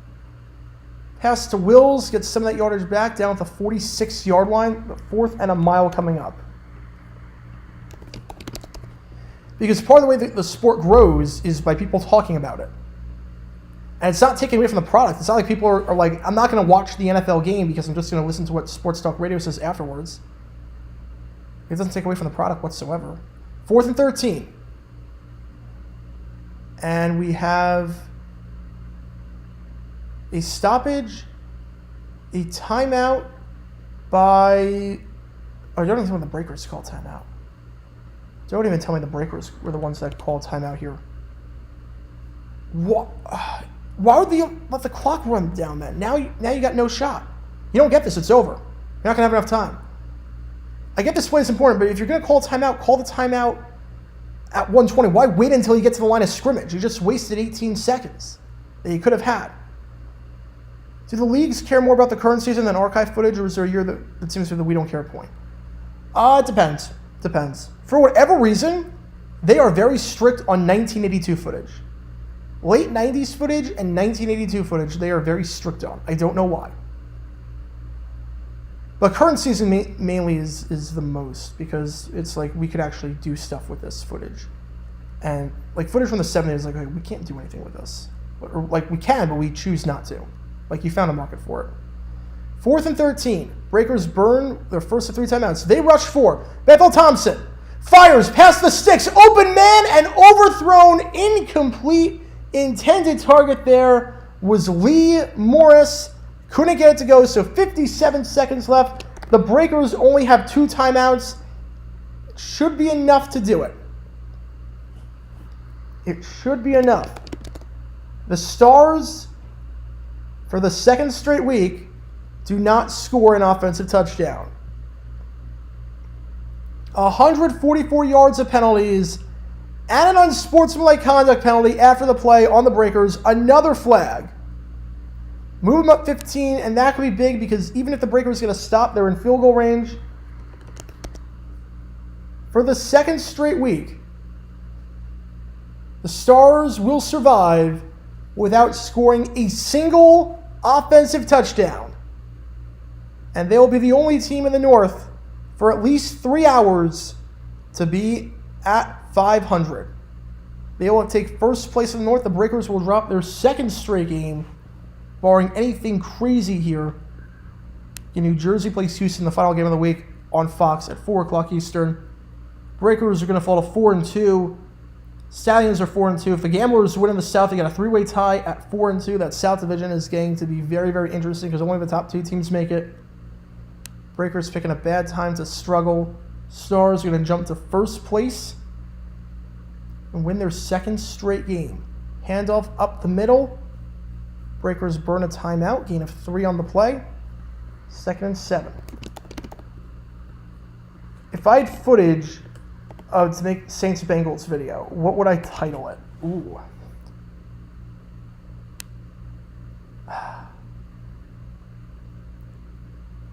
The poop game? Probably the poop game. Probably called the poop game. It really is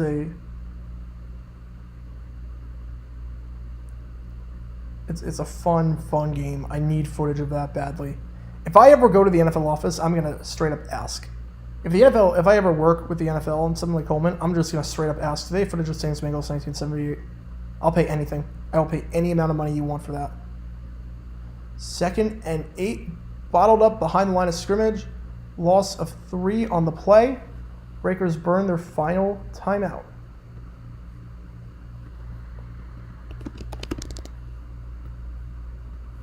Why hand the ball off? Because first down ends it. And you do want to get some yards at least. I mean, I wouldn't take the chance, but your running backs have been fine. They're not fumbling the ball. They might just take a knee here. I think now you're going to take a knee. Now I think if you're Cookus, you're just going to drop back and fall to the ground. 3rd and 11 at 32. Again, that unsportsmanlike conduct on the Breakers was huge because the Stars are in field goal range.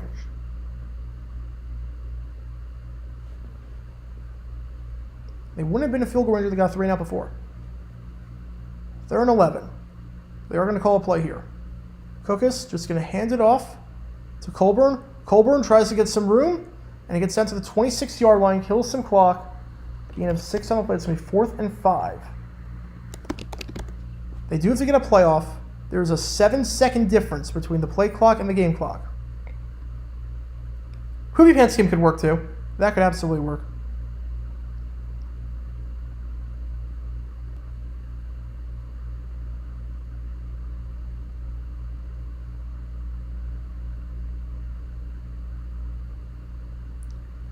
Fourth and 5, just going to call a timeout here with no time left.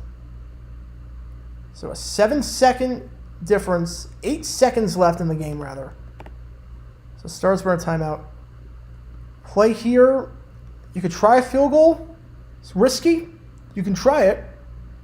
You do risk the possibility of it being blocked and return for a touchdown. Well, the end will sue me for my videos. I would counter sue and I would win. Wouldn't be a debate. Wouldn't be close.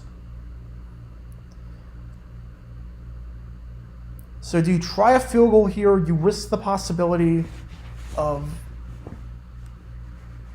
You obviously risk the possibility that it gets blocked and returned for a touchdown.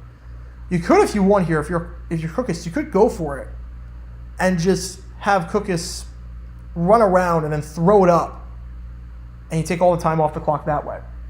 A field goal is a risky proposition here. Obviously, it's not a matter of Aguilar missing. It's the question of if it gets blocked. You don't know what can happen. 44-yard kick, though. Aguilar, plus it's only a one-possession game. Bad snap, kick is up. It is no good! It is no good! It is no good! Aguilar, a rare miss for him, and the Breakers will have time for one final play. I'm a bit surprised by that because, again, even if you made the field goal, it's still a one-possession game. You can go for 3 from the 10-yard line. So I'm a bit surprised by that. It's so risky. I would just have had Cookus go for it on 4th down and just throw it up for grabs. Throw it up, just have him run around and then throw it away. 1st and 10. Final play of the game at the 34-yard line. We talked about the River City Relay earlier in the stream. New Orleans needs a River City Relay of their own right now. Stars in a relaxed defense. They got 2 on the line. Philly, I think, is going to burn a timeout just to talk things over. You're going to need some pitchy woo-woo action here. That's what you're going to need. We'll say the under is going to hit. The under is going to hit. You hammer it out of the end zone. Exactly. That's what you call there. You don't try the field goal. What's the reward? If you make the field goal, it's a 9-point game, but that's not 2 possessions. Not in the USFL, that's not 2 possessions. You risk the kickoff return for a touchdown. You risk that. If you miss the field goal, you're in that spot. And worst case scenario, it gets blocked and return for a touchdown. Too risky. Just too risky. Here we go. Final play. Breaker. They rush 3. Bethel Thompson. He's going to fire way deep. Interesting play call. And that is incomplete. They didn't try any pitchy woo-woo action. They went for the end zone and were short by about 25 yards. Not sure what that was. The commentators are talking about the exact same thing regarding the helmet. That's good. That's good. That shows they have awareness. That's good. I completely agree. I completely agree with them. But that is the end of the game. The Stars hold on, and they win without scoring an offensive touchdown. 8 straight quarters without an offensive touchdown. 2 straight games with a win. 16-10 Philly, your final score. A sloppy game, about 24 penalties, felt like 1,000. But we have the next game between New Jersey and Houston coming up in an hour on Fox. I'll join you guys for that one. I'm going to catch my breath for the next 45 minutes or so. So join me for that next stream until about an hour. This is JG9 signing off. I will see you guys in an hour.